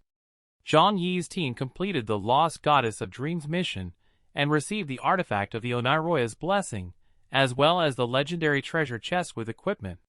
The guild was rewarded. The boys looked at the contents of the chest. Qilong wanted a bracelet, Bu a dream spirit armor, and something suitable for Duan Feng and Xiao Yao. The goddess called Han Yuru over to her. She was holding an unusual staff. It was an artifact of Oniroya's blessing. It gave a 20% bonus to all stats, gave additional skills, and additionally, all team members could receive a 20% bonus to their stats. Khan picked up the staff in surprise. The goddess said that he had chosen her. Han's talent card was originally transformed from Oniroya's power. It was the purest power of dreams. Han was like a second goddess. Zhang was surprised, but he realized why Yaro's talent was so similar to Oniroya's ability to summon dream spirits. It turned out that the divine talent cards contained the powers of different apocalypse gods. The goddess told Han that she would soon send them home. But before that, she asked them to awaken the other 9 gods of the apocalypse, because only they could withstand the catastrophe that was coming to the apocalypse. Meng Lin's villa became sunny. The team noticed these changes. This was the real view of the villa before it was invaded by the Ghost Clan. An injured woman was walking nearby. Han turned around and saw her bleeding. It was Lu Su, who Han had been with earlier. Lu was telling the team to run away as fast as they could. Han Yero was holding Lu Su in her arms. People from the Extreme Eyes city appeared next to the guild. The elder said that they did not take the Blood Gate seriously, and asked people to bring them to him. Zhang told the team that they had come to avenge Shui Wuheng. Han exclaimed that he had attacked first, so it wasn't their fault. Han raised her staff to the mountain and used the blessing of the dream. The people at the Blood Gate marveled at her staff of Oniroya. An elder exclaimed that it was surely a fake, for they had not been able to find it for many years, and these men certainly could not have done so. A fight broke out between the God Hunters and the Blood Gate. Zhang cut the opponents apart and urged them to take a closer look at the so-called fake. Thanks to Han, all the team members received a 20% bonus to their stats. The elder was shocked. Han was holding a staff. The people from the Bloody Gate asked the elder to retreat, because their men were almost all killed. Suddenly the elder grabbed his subjects.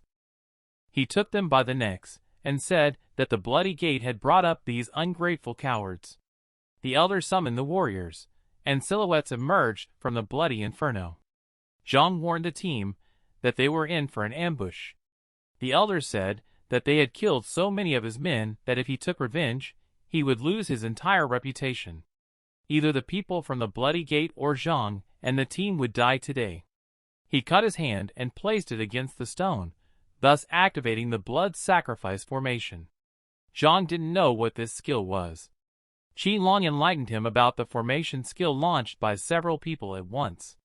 A bloody light was coming from the sky. Zhang told the team to wait while he checked the exit. Ba said he would check in the other direction. Han asked the guys to be careful. Zhang found the border of the formation. He rushed to break it using his sword.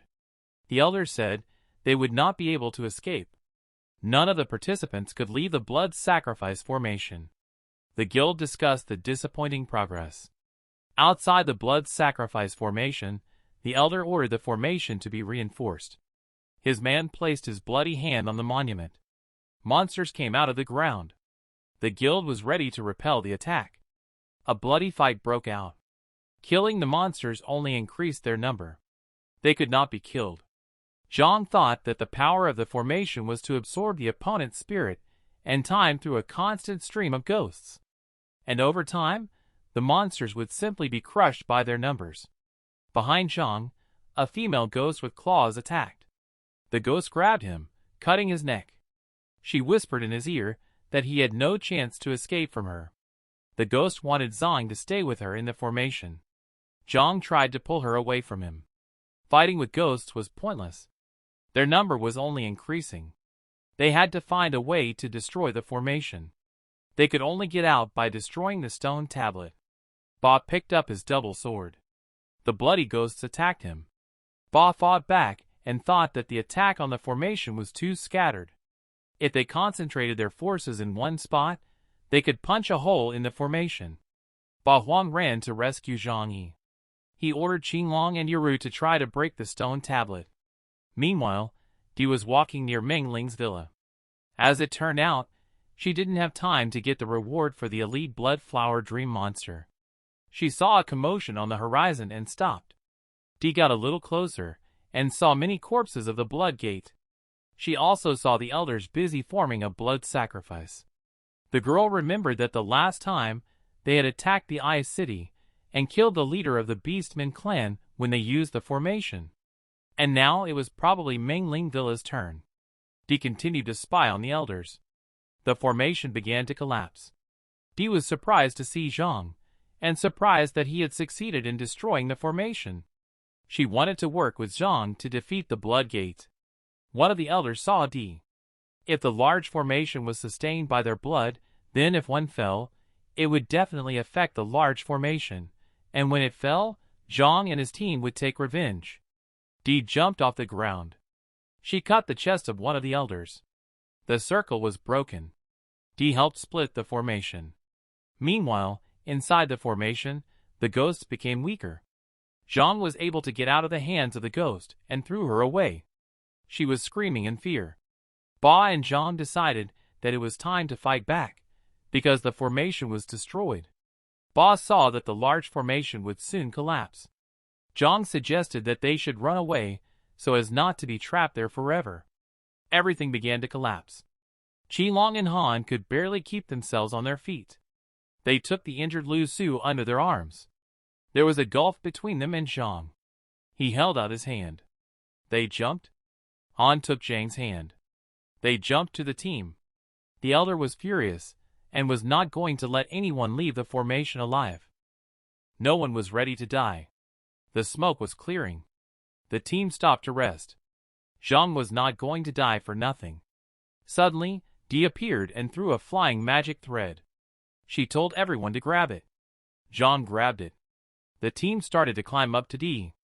As they climbed up, Zhang shouted that today was the day of death for the Blood Gate. He launched an attack. The elder's body was unable to move due to the heavy loss of blood. Zhang pierced the elder's body with his sword. The player Zhang Yi killed the player of the Blood Gate Great Elder Shuizhenyan. The team stood together. Zhang thanked Di for her help. She only wanted to kill her enemies and repay the help in the City of Dawn. Di held out her hand with the best health potions of the extremely icy city and offered to give it to Lu Su. She also apologized for the incident with the ring. Han, holding the potion in her hands, smiled and apologized to Di. Lu Su drank the potion, and Zhang asked Di what she was doing in the Ice City. She said that those idiots would never have thought that she was living right in front of their noses. Di also warned Zhang that Carlo was offering a nice bounty on his head. He was shocked to see that the Assassination Association was offering a bounty of 1 million. Di was on her way to fulfill the association's order, and warned that Carlo would not miss the opportunity to gain power in an ice city with no leader. Han was worried about Mengling's villa. Zhang said he would not let Carlo leave. The Koyanda got ready to go to the extreme ice city. After a while, they found themselves in that city. They were looking around the capital of the Beastmen race. There were rumors in the city that someone had destroyed the Blood Gate. Han quietly asked why people were looking at them like that. It turned out that Qinglong had told her everything. Zhang had asked him to do this to prepare a smooth entry into the city, and to stabilize the attitudes of people from other guilds and associations, so that there would be no unexpected problems. Han was in awe of Zhang's intelligence. He looked around at the people. Everyone here judged everyone by their strength. He wanted to consolidate and expand the guild to become the first in the extremely icy city. Lu Su led the team to the Guild Management Association. A girl came up to them and was happy to help. She picked up Zhang under her arm and said that she could help with any question and any favors. He was embarrassed by the stranger's hug. Han was furious with jealousy. He pushed her away and told her that he wasn't looking for any strange favors, as he was here to get a promotion. Lu Su laughed next to the disgruntled Han. The God Hunters Guild had been promoted to level 5, and now they could accept up to 30 people into the guild. The last thing Zhang wanted was to recruit the strongest players in the extremely icy city.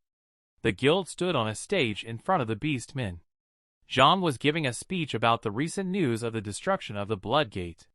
He said that the people of that guild did not give anyone a peaceful life, so they got what they deserved. He invited everyone to join his guild to create a safe city. One of the crowd showed his trust because the guild had protected him. Zhang continued to advertise his guild. Everyone wanted to join their guild. Some people spied on him and realized that they had underestimated Zhang. An extremely icy city. The pride of the Lion King's tavern. There was a real banquet there. Many players were sitting at a set table and talking about how the Hunter Guild was the first in the extreme ice city. Everyone drank and clinked beer glasses in honor of the guild. Zhang saw Qilong in the aisle calling out to him. He approached him. Qilong told him that something strange had happened. At the request of his commander, he had gone to the shops to buy health potions and equipment, but everywhere was empty. Zhang thought that someone didn't want a comfortable life for the ice city. They continued to stand in the corner and discuss the situation. Zhang wanted to find out everything before the city panicked. The guild stood next to the store. Zhang told Han that if someone was up to something, they would definitely come tonight. Everyone stood guard over their stalls, so Zhang asked them to keep an eye out for suspicious people. The guild members accepted the commander's instructions. Suddenly, Zhang saw Diwu running after a man wearing a robe and a mask. Zhang left the team and went to see what was going on. The masked stranger was holding bombs. Went through a hail of bombs in front of Di. The explosion started. People were shouting that it was illegal to throw explosives, but the strange stranger didn't care much. Zhang saved Di from the explosions. She was lying on top of Zhang, who was asking about the stranger. She was sitting on top of him and told him that they had bought everything in the stores and hadn't left her any potions. Zhang took Di's hand and called her to deal with the intruders together. They ran after the masked men. When one of them noticed that they were being followed, he suggested blowing them up. The two thugs threw the bombs. Suddenly, a guild member used a huge reinforced shield and saved Zhang and Di from the bombs. They jumped back at the attackers. The bombs exploded. Zhang was approached by Han. She said that there were many wounded in the city, whom Lu Su and Qilong went to treat. Zhang explained that these were the same people who bought everything in the shops. They were lying with torn clothes and masks. Boss suspected that they were members of a divine guild. Zhang saw a symbol on one of them that confirmed this. Zhang realized that Carlo was behind it. Zhang asked Yarrow and Ba Huang to stay in the Ice City, while he went to the Moon City to find out what Carlo was up to. Di volunteered to help. He was also her enemy, who was setting up a setup. After a while, they reached the Moon Palace. The guard stopped two men in robes. The masked man showed the symbol he had taken from the intruder. Di also threatened the guards. They apologized and let her pass. Their story about the president's mission worked. Di noted Zhang's ability to lie. They entered the hall. The council called them in. Zhang Yi and Diwu were frightened. They asked Zhang and Di why he was late, and he told them that he had been delayed on the way back. They were ordered to fall into line. They agreed. As they walked in formation, Zhang noticed that the purchases were not from the Ice City. They also had a lot of human equipment. The task was to go in, leave the stuff, and leave. Everyone took turns entering the secret door. Someone called for help from there. They didn't pay attention to it. Zhang and Di also went in. Out of fright, Di grabbed Zhang, who was spilling the potion from his hands. They were beginning to worry. Many red eyes appeared in the dark room. 3 dragon-like monsters were eating someone's carcass. They were told not to show fear if they did not want the monsters to attack them. Zhang thought that Carlo was buying all the potions to feed the monsters. He was a psycho who didn't think about the consequences. Suddenly, they heard the sound of boots. Zhang and Di were puzzled. It was Carlo, who said he wanted to see the monster's progress. His donkey reported that it was 2 weeks away from completion. Zhang and Di watched. The monsters were locked in their cages, furious. The dragon was blowing fire uncontrollably. Zhang with a divine talent card attacked from behind Carlo.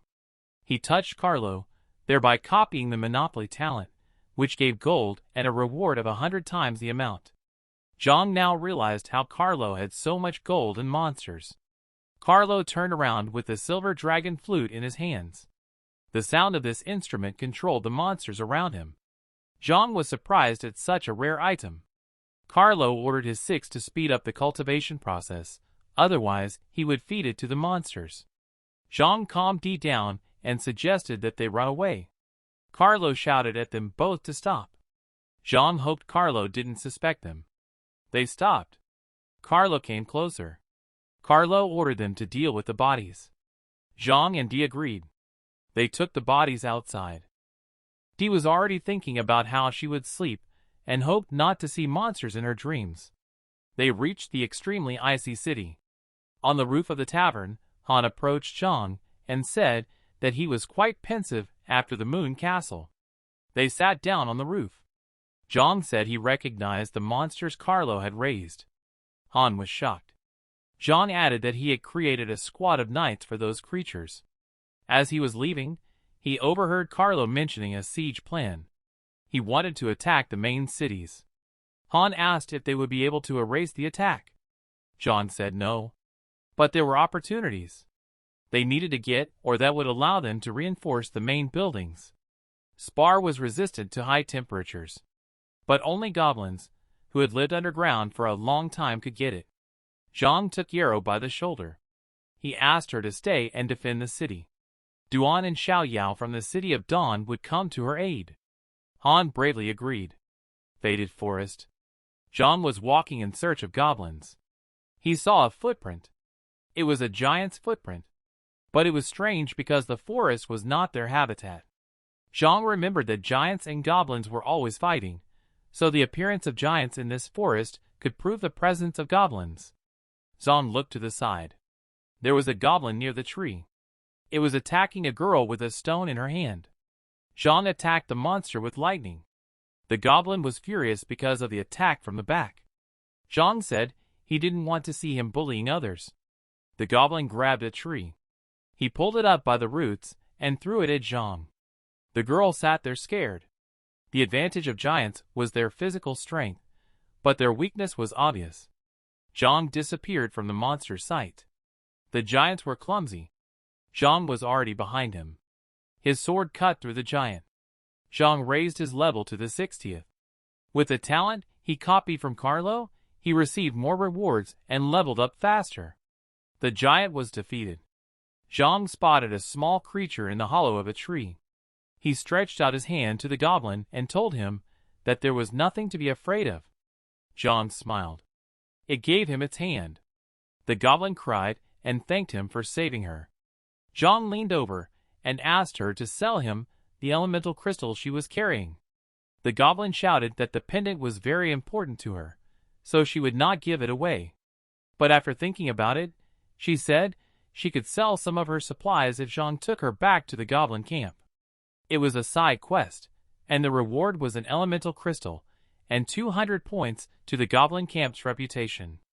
Zhang agreed to take her home in one piece. As they walked, Zhang asked why she was walking alone. The girl said that she was looking for clues about the main god. It made Zhang think that the goblin's main god was also missing. He thought that this was also related to the invasion of the ghosts. The goblin said they had come. This puzzled Zhang. She asked to see. Her crystal began to glow. Butterflies flew into the light. An insect took a picture of the goblin's face. Suddenly, the seal appeared. Zhang jumped into the teleporter. They disappeared from the forest. Zhang and the goblin found themselves in a mine where they usually mine ore. Zhang asked how profitable it was to sell it. She said that only rare elemental crystals could earn big money. The goblin's stomach rumbled. Zhang took out some fried chicken and gave it to the girl. She happily ate the chicken leg. They continued walking through the dungeon. Suddenly Zhang was frightened. The chicken fell to the floor. The city was broken, burning in flames. Tears appeared on the goblin's face. Zhang sat down to look at the fallen soldiers and said that perhaps giants had broken into their camp.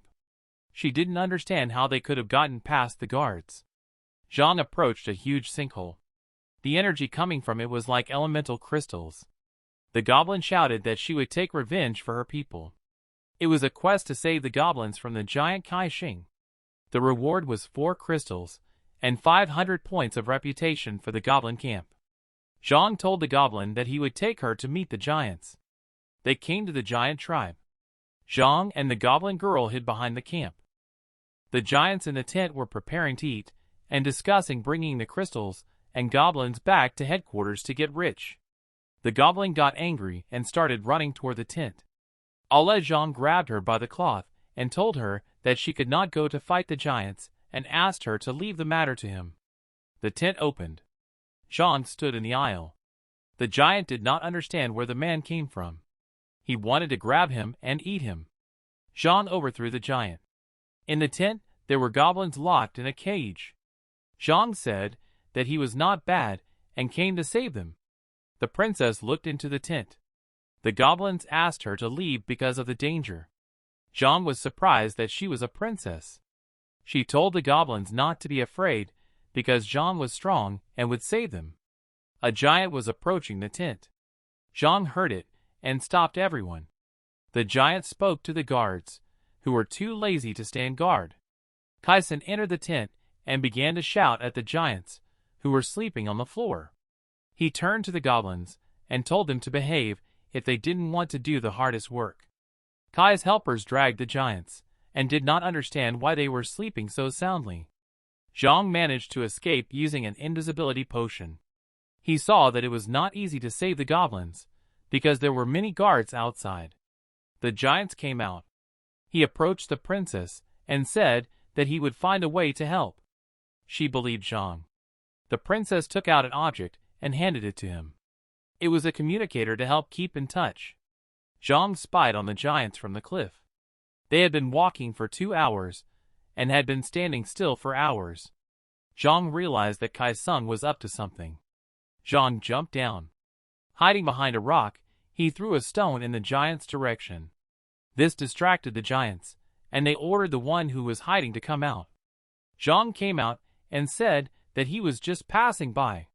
The giant said that he knocked them out with a hallucinogenic potion. The giant asked what the boy wanted. Zhang provoked the giants with offensive words. This angered the giants, who did not like being called stupid. Zhang dodged a giant's punch. He looked at the player with evil eyes. He used the huge fist skill. But Zhang dodged the attack again. In the flight, he asked the princess to find a way to hang a bug on the giant. She agreed. There were flames under Zhang's feet. He laughed at the giant's failed attempts to communicate. The giant took up the princess. He began to ask her about Zhang. The princess tried to get away. The giant held her upside down. He told her that the goblins should have disappeared long ago. The giant was wearing a tracking device. He threw the princess into the abyss. Zhang jumped after her. The giant waved his hand and nailed Zhang to the rock. The princess held her hands over the lava chasm. The giant called her annoying, but killing her was easy. He threw her off with his finger.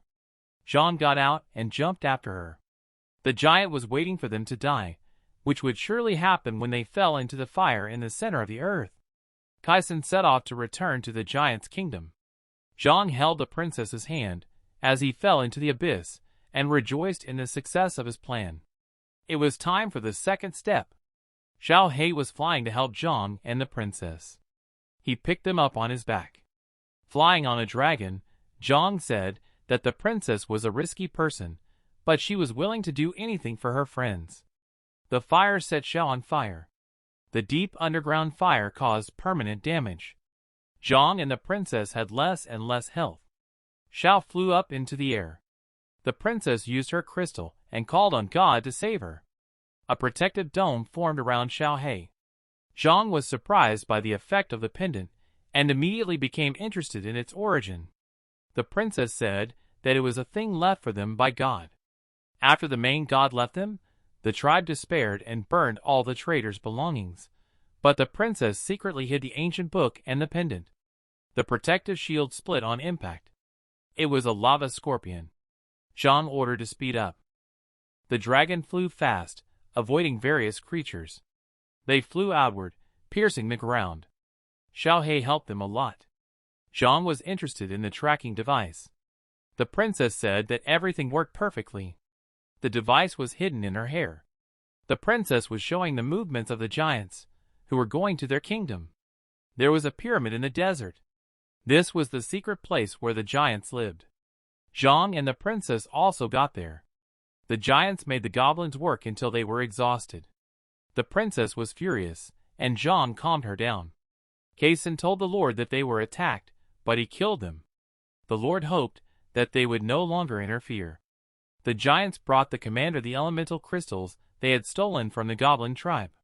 He took it in his hands. The crystal flew up. It began to change. Something strange happened to the giant. His body began to deform. At first the giant asked for help, and then he said that he was ready to sacrifice his life for the giant race. He turned into a large beast with horns.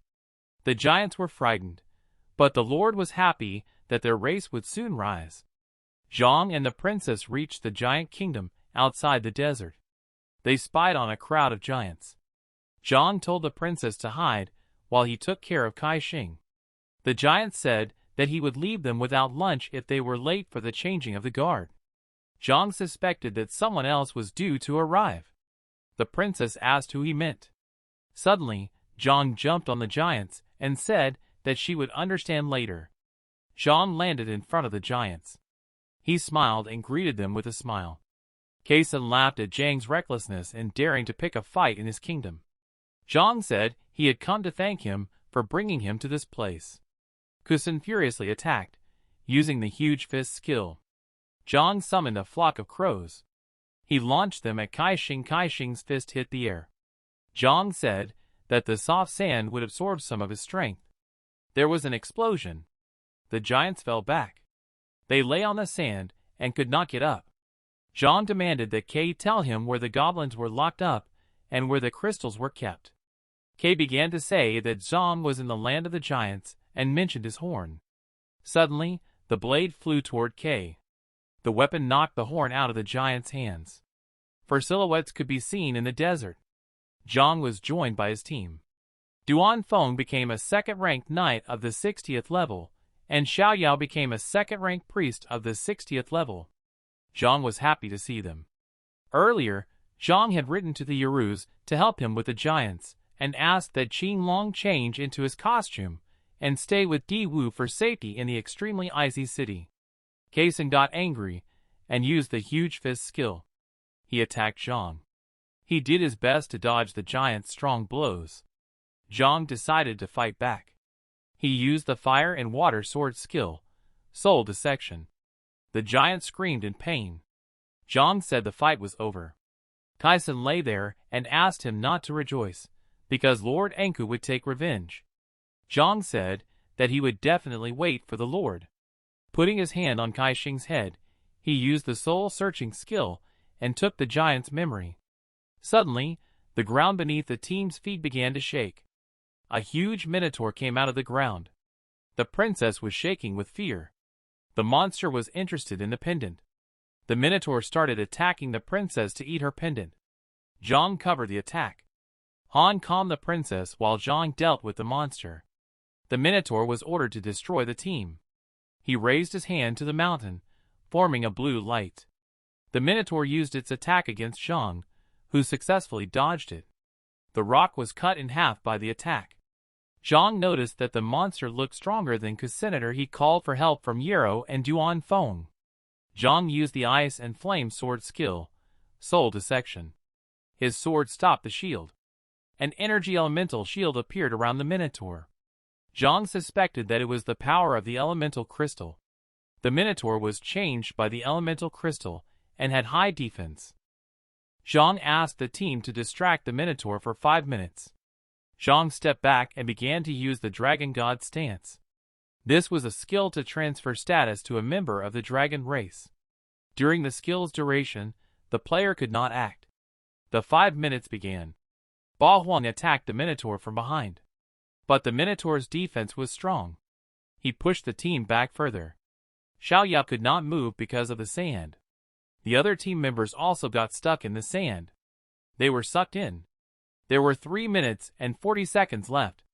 Meanwhile, the minotaur was approaching the busy Zhang and the frightened princess. She stood in front of Zhang and tried to stop him. The minotaur saw that Zhang was more of a threat. The monster swung his hand at the princess. She trembled in pain and cried, because she did not understand why she was so weak. The princess blamed herself. She wanted to be stronger. Her crystal began to glow. There was a bright explosion. The Minotaur heard a sound of danger. It saw a silhouette with 90% danger. The princess told the Minotaur that she had warned him not to approach Zhang. The Minotaur looked at the goblin princess Sylph. The princess changed, became taller and stronger. She challenged the Minotaur. The princess ran to attack the Minotaur. She cut off his arm. The monster was attacked, but he fought back. The princess was stabbed in the back. Zhang had 30 seconds to live. The Minotaur was ordered to eat the princess. There were 3 seconds left on the timer. He approached the princess, who was lying on the floor. Zhang woke up. His eyes were without pupils. He stopped the Minotaur's attack. His dragon god rack had worked. The Minotaur could not recognize Zhang's threat level. The monster flew away from the punch. The Minotaur received faulty damage. Its body was disintegrating. Lord Anku ordered the giants to go to the battlefield. Xiao, Han Di, and Ba were freed. The princess returned to her normal self. She looked puzzled. She wondered where the Minotaur had gone, and Zhang replied that they had dealt with it. Han said that the goblins would be released soon. Zhang suggested getting out of the desert. He stopped next to the Minotaur. He picked up an elemental crystal from it. As it turned out, it was a legendary secret mission. Zhang realized that the disappearance of the goblin god had something to do with the giants. The giants were following the team, which was 4 kilometers away. One of the giants ordered to attack the target with cannons. Zhang saw the bombs and ordered everyone to retreat. The team ran away from the explosions. Zhang noticed something. It was a used ship that was breaking out of the dune, and a goblin was lowering a ladder and calling for the princess. The princess climbed aboard, followed by Xiao Yao. The entire crew boarded the ship in one piece. Zhang asked where the shield was, and the goblin replied that he was still fighting goblins. Zhang was also interested in the warship sailing across the desert. The princess was happy to keep the conversation going and told him about this latest goblin invention, which was taken away by the giants during the last attack. The goblin crew detected the attack on the ship 5 seconds later. The goblin turned on the protective barrier. The ship moved on under the shield. Lord Anka followed them and said to let the goblins run away. He ordered the goblins to activate the quicksand trap. A sinkhole appeared in the desert in front of the ship. They changed the ship's course. The sailor turned the wheel. The ship went around the sinkhole and moved on. The princess looked at the huge sinkhole and realized that if someone wanted to stop them, they were heading in the right direction. Zhang called a flock of crows. With the help of birds, he wanted to help identify sinkholes in the sand. The sailor obeyed all Zhang's orders. They dodged many sinkholes. The ship ended up under the palace. Zhang, using Kaisen's memory, said that he had been there for quite a long time. He said that he would go on a reconnaissance and ordered the others to run away and save the goblins if the giants attacked. Han ran up to Zhang and hugged him. She had tears in her eyes and asked him to be careful. The 2 giant guards forbade Zhang to pass. He was not going to back down. Suddenly, Duan and Ba stood in front of him and told Zhang not to waste time with the giants. Duan activated his berserker form and attacked the guard. A hail of invincible blades rained down from the sky. Zhang ran into the palace. He found himself in an empty room and saw the magic cube in Kaixing's memory. Behind Zhang was Lord Anku. The shield was lying dead on the floor. Zhang picked him up. He was exhausted. Zhang was furious and ready to fight back. Lord Anku was surprised by the words of Zhang, who had invaded his territory and killed all his subordinates.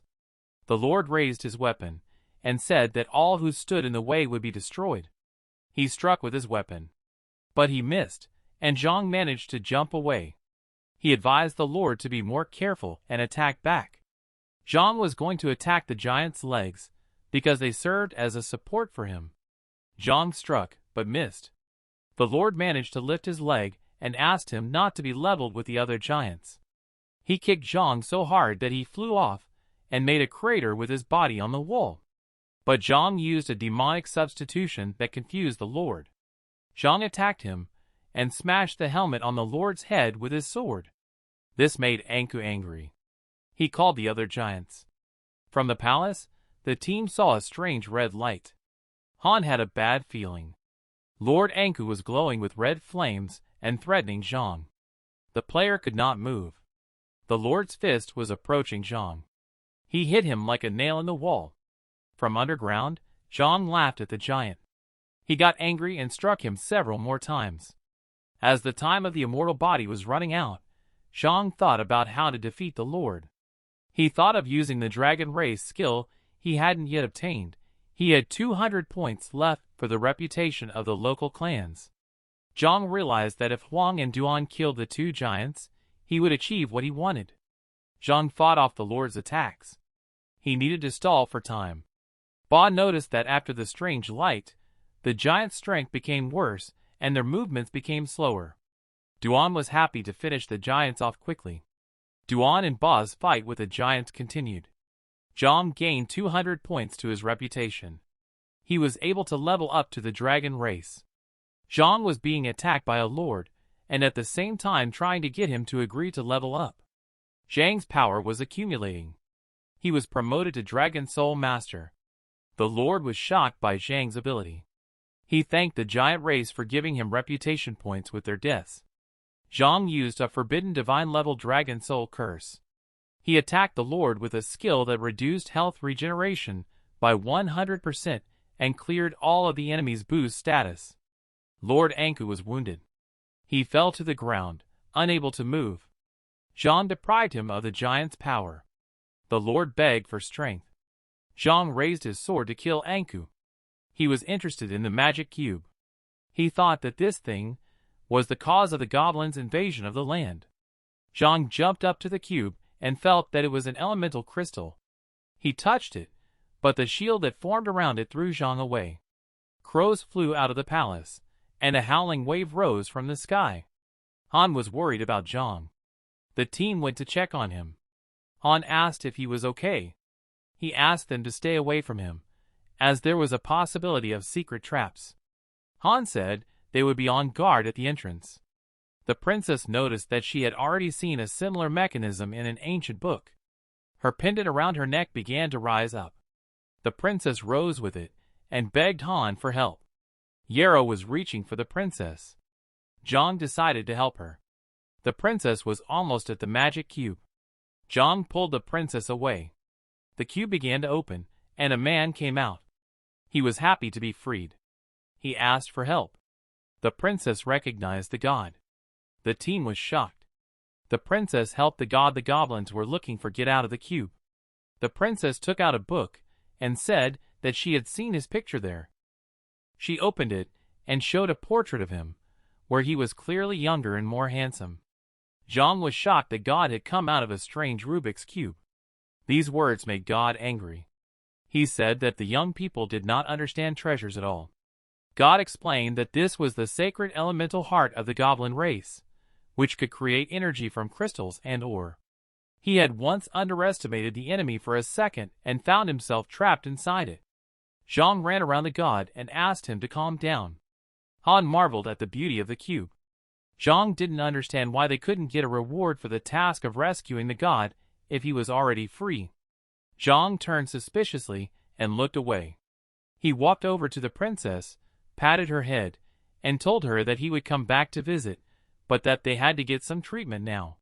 The princess was disappointed to have to say goodbye.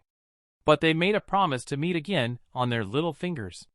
In the desert, Zhang approached Yarrow and told her that she and the others needed to return to the city to recuperate, and he was going to leave to finish his business. This puzzled Han. He reminded her of the task of finding the god. If he did not approach him, the task would remain unfinished. Zhang realized that something was wrong with God. At night, God appeared in a pyramid in the middle of the desert. Holding a magic cube in his hands, God said that it was his time to lead everyone. The giants in chains were outraged by the goblin god's intentions. One of them started to run at the god. He picked up the cube and threw it away with the giant's strength. God said that they had no choice. He told them to blame Lord Anka for the attack on the goblins. The giant flew back. The princess asked him to let them go. God did not understand Sylph's request, but she asked him to answer a question. She stood in front of the giants and asked what was the difference between his actions and the giant's previous actions. God looked at her and began to laugh. He told her to ask the members of the clan how they had been tortured by the giants. God came closer to the trembling Sylph and reminded her that she was a goblin princess. He thought she had spent too much time with those people. The princess stammered and said that he had saved their people by killing the Lord. God angrily shouted that people were giants, who only wanted crystals. The princess objected. God touched the crystal on her head and told her that she needed to change her way of thinking. The princess was in pain, and red energy appeared around her. Her thoughts were changing. She was screaming and crying. Suddenly, someone burst into the room. It was Zhang, who noticed God mocking his own people. God refused and said it was none of his business. Zhang grabbed the princess in his arms and began to run away. He wanted to save her, just as she had once saved him.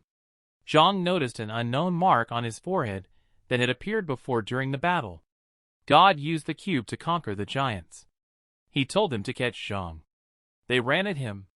Zhang pulled out his sword, not understanding how God had gotten all the giants under control so quickly. Zhang formed an ice shield. The god came to help the giants. Zhang was shocked.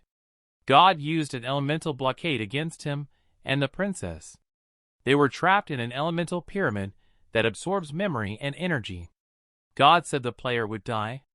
Zhang tried to break the block with his sword. The princess's mark was hurting Sylphia. She felt dark and scared. Zhang tried to calm her down. He did not understand the reason for attacking the princess. Unless you knew something dangerous to God. The princess held her head and shook. Zhang realized that her memory had begun to consume her elemental heart. Zhang used soul searching to save Sylph. He had seen that bastard kill the true god. It was his brother whom he envied. The god killer saw what the princess witnessed. Taipud made her forget everything. The elemental blockade was broken. The princess remembered everything. She was furious. Taipud did not understand why she could so easily control what he had been doing for hundreds of years, while he was locked up. As it turned out, the true god had written down the ways to control the artifact in the Sylph pendant. Taipud began to run away. An explosion was heard in the palace. Tai fell on his back. The princess ran to attack him for killing the god. He was hit in the jaw by Sylph. She was beating him for all the trouble he had done to her people. The princess got away from Tai. The goblins around were shocked by this news. Taipud was furious. Zhang noticed that his strength was similar to that of a ghost guardian. The exhausted princess gave the player a crystal and asked for help. Tai launched an attack and said that if he didn't die now, he would die when the Ghost King returned. Zhang was cold-blooded. The crystal in his hand began to emit a power that shocked Taipud. A true god had appeared above Zhang. Tai did not understand how he was alive if he had killed him. That's when Zhang realized he was caught. He attacked Tai with a sword of ice and fire, the dissection of the soul. The goblin saw the god and realized that he had never left them. The princess was touched when she saw the god. He thanked Zhang and said that he wanted to say a few words to his people. Suddenly, the player received a message from Qilong. There were a lot of unread messages. 10 minutes ago, there was an attack in the extremely icy city that was repelled by the guild. Diwu said she saw similar monsters in the secret room of Carlo's castle. Duan in Zhang's costume fought off the bombs with his bow and arrows. He wrote to the mayor that the city was under attack. Behind him, a monster appeared from the ground. Carlo learned that it was not Zhang who was fighting back. Muchen said that this was the best time to attack the city. Carlo said that it was not that simple and that there were reasons for everything. He started coughing furiously. Mu asked about his health. Carlo did not understand how his divine talent card could have worked. He suspected that Zhang's disappearance had something to do with it. He left somewhere, ordering nothing to be done until he returned. Carlo flew on a dragon to the desert where the cards showed. Meanwhile, the goblin god asked Sylph if she was ready to protect her followers no matter what. She agreed with tears in her eyes. She asked God not to leave her. He said that he was not afraid of death. As long as his people lived in peace, he could leave in peace. He believed that a princess could achieve anything in this world. Sylph rose up in a golden glow. God gave her the title of Goblin God. Carlo hid and found the task of finding the god and rewarding the elemental heart artifact. Sylph was changed. She became a goddess. She promised to work to be worthy of her people's expectations. Zhang received the reward for completing the task. The goddess thanked him and handed him the artifact. Zhang, holding it in his hands, realized that his chances of defeating Carlo had risen. Carlo got a shock when he saw the notification that the mission was completed and the reward was received. He peeked over and saw Zhang and was furious. Zhang read the message. He said goodbye to Sylph to go to the rescue. Zhang flew to Shaohei and told them to come to the Ice City if they needed help. Carlo was angry and wanted to take revenge on him. There was a battle in the extreme Ice City. A dragon fireball was flying at Di Wu. Han Yuru covered her. She said that Ba and Xiao took shield to the city to heal. In the sky, the dragon called out to other creatures with its cry. Han and Qi Long ordered Di to hide. Yura noticed that the dragon was using a new skill. She asked Qi Long to cover her. But something went wrong. The players fell down. The dragon continued to throw fire. Di was worried about the situation. Suddenly, Zhang was flying and saw Carlo the dragon. He wanted to secure the city with elemental crystals. Zhang held an artifact in his hand and asked his beast to speed up. He aimed at Carlo's dragon. Zhang used the power of the artifact against him. The enemy beast fell down. The team rejoiced at the return of the head. He apologized for the delay and thanked them for their work. Di was outraged. Zhang went to Yero and took her hand and apologized. He took out a sack. The team checked out the elemental crystal. Zhang said that thanks to it, Carlo's dragon would no longer be able to attack the city. Zhang opened the guild base improvement page. He had 54 crystals, which was enough to upgrade the defense level to 4th. Zhang solved the problem with the air attack. Now he had to set traps in the clearing against Carl's troops. The sun was already setting. The team was tired. Zhang approached Di, who was holding a butterfly on her hand. He asked for her help to defeat Carlo. She said she considered this place her home, so she was willing to do anything. Zhang reminded her of the card. She took it out. Zhang said he hadn't explained anything to her because he wasn't sure about their relationship. Now he explained that it was one of the most valuable talent cards.